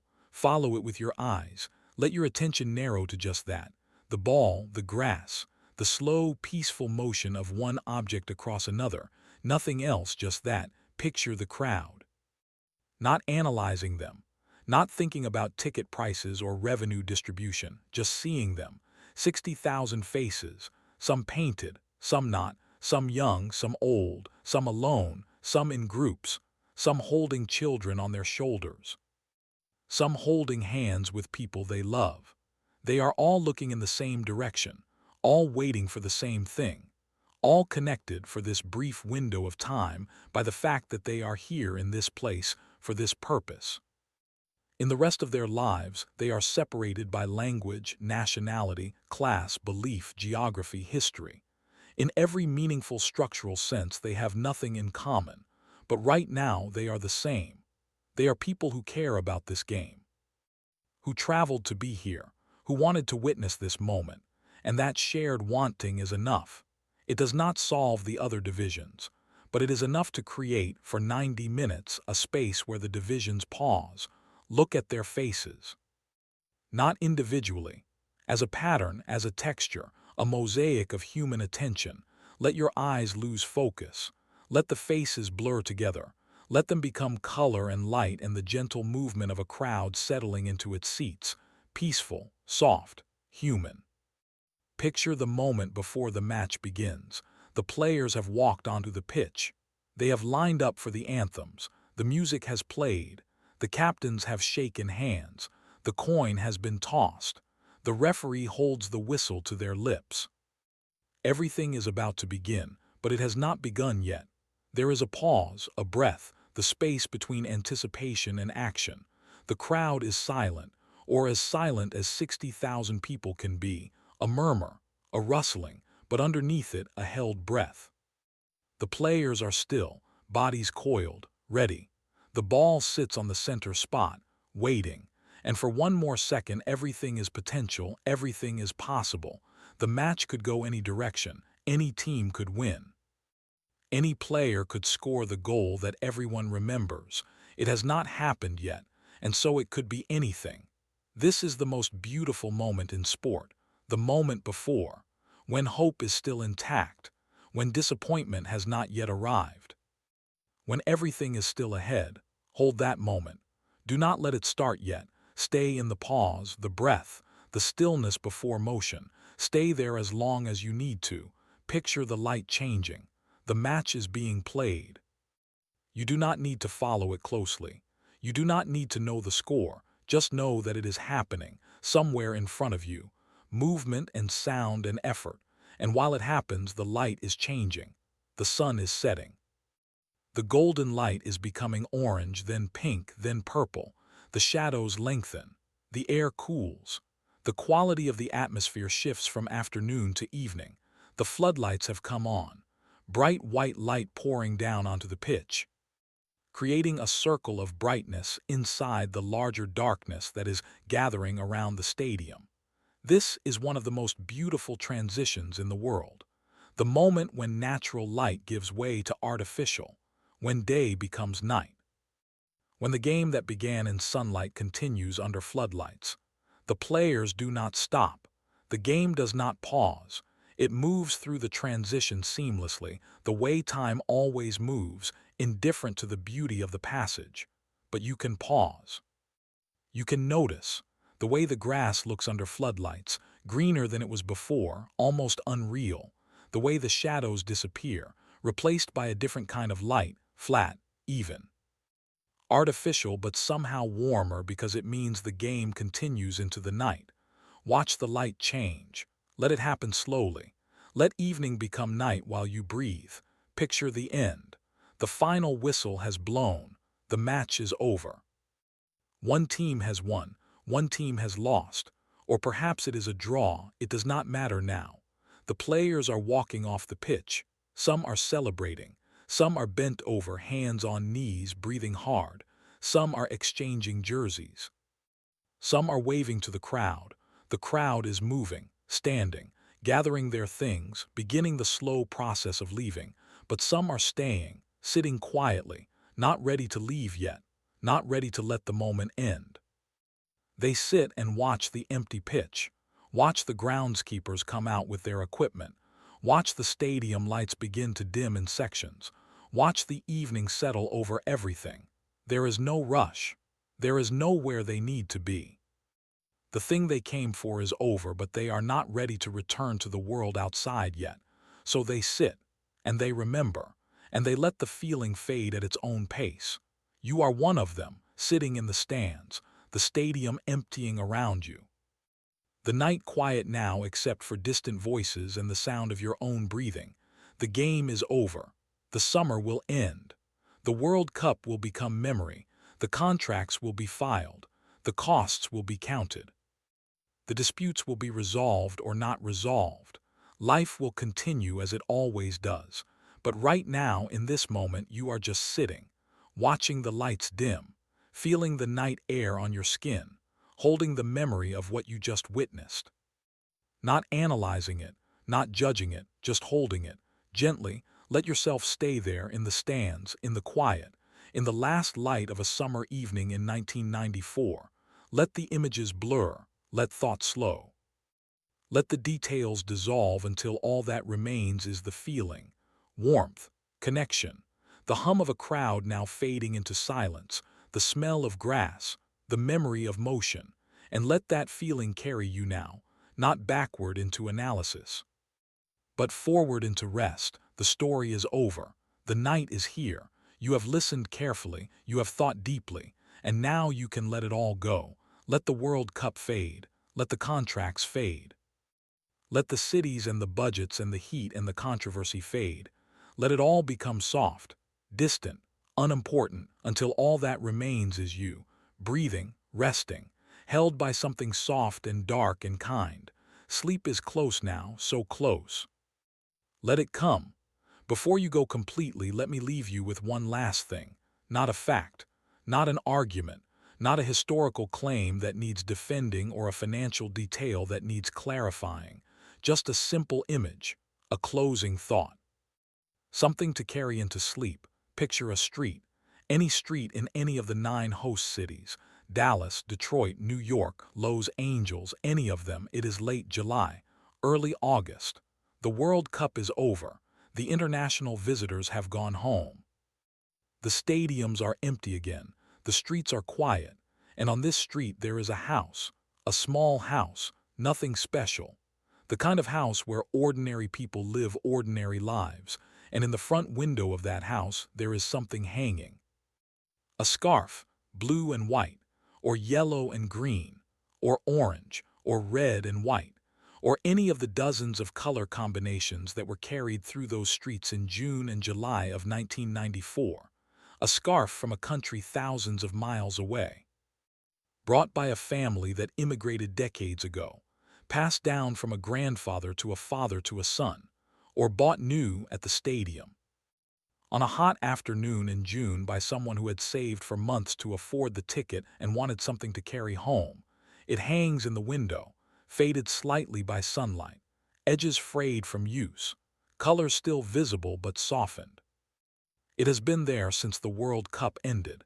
It will stay there for years, maybe decades, maybe until the house is sold and someone new moves in and takes it down without knowing what it meant to the person who hung it there. But for now, it hangs. A quiet marker, a small announcement to anyone walking past. We were there, we cared, we remember. No one is walking past at this hour. It is late. The street is empty, but if someone were to walk past, if someone were to look up and see that scarf in the window, they would understand something without needing it explained. That house is home to someone for whom the 1994 World Cup was not just a financial arrangement or a television event or a chapter in sports history. It was something lived, something felt, something that mattered enough to mark the memory physically, to hang it in a window, to let the world see it. And that small gesture, a scarf in a window, contains more truth about what the 1994 World Cup was than any financial report or academic analysis or budget review ever could. Because the scarf is not about FIFA. It is not about host city agreements or revenue allocation or indemnification clauses. It is about a person, a family, a community, a feeling that was real enough to survive 30 years and counting. And that feeling, that quiet, persistent, inerasable feeling, is what survives when everything else fades. The contracts are filed in archives now. The disputes are settled or forgotten. The projections and the budgets and the analyses have been written and published and reviewed and moved past. But the scarf still hangs in the window. And the person who hung it there still remembers the summer when the world came to their city and played the most beautiful game on earth and left something behind that no negotiation could ever capture or quantify or control. That is the final truth of the 1994 World Cup. Not that it was perfectly managed, not that it was financially equitable, not that the cities and FIFA entered into a balanced agreement where both parties walked away equally satisfied. The final truth is simpler and more durable than any of that. For a month in the summer of 1994, people gathered. They watched something beautiful, they felt something real, and they carried that feeling forward. The institutions did what institutions do. They negotiated. They extracted value. They structured arrangements to favor their interests. They protected themselves legally and financially. But the people, the ordinary people who bought tickets or did not, who attended matches or watched from home, who wore the colors or hung the scarves or sang the songs or simply sat quietly and watched and felt, those people took something from that summer that the institutions could not control. They took memory. They took connection. They took the experience of being part of something larger than themselves, however briefly, however imperfectly. And no contract, however carefully written, can take that back. So rest now. Let the scarf hang in the window of your mind. Let it be there, faded and frayed and beautiful, marking something that happened long ago but still matters. Let the 1994 World Cup be what it was: complicated, flawed, beautiful, unfair, transformative, disappointing, human, all of those things at the same time, held together not by logic but by the simple fact that life is always like this, full of contradictions that cannot be resolved, only lived through and remembered. And you have lived through this story tonight. You have listened. You have thought. You have let it complicate and settle and complicate again. And now you can release it. Let it go into the dark. Let it become part of the formless space where thoughts dissolve into sleep. The World Cup is over. The summer is over. The story is over. And you are here, safe, resting, held by the night. The scarf hangs in the window. The grass grows quietly in the empty stadium. The ball sits somewhere, deflated, in someone's garage. And the memory, soft and golden and incomplete, floats gently into the space where memory lives when we are not actively holding it. Where it will wait patiently until we reach for it again, or until we forget entirely. Either way is fine. Either way, you were here. You listened. You cared enough to spend a night with this story, and that is enough.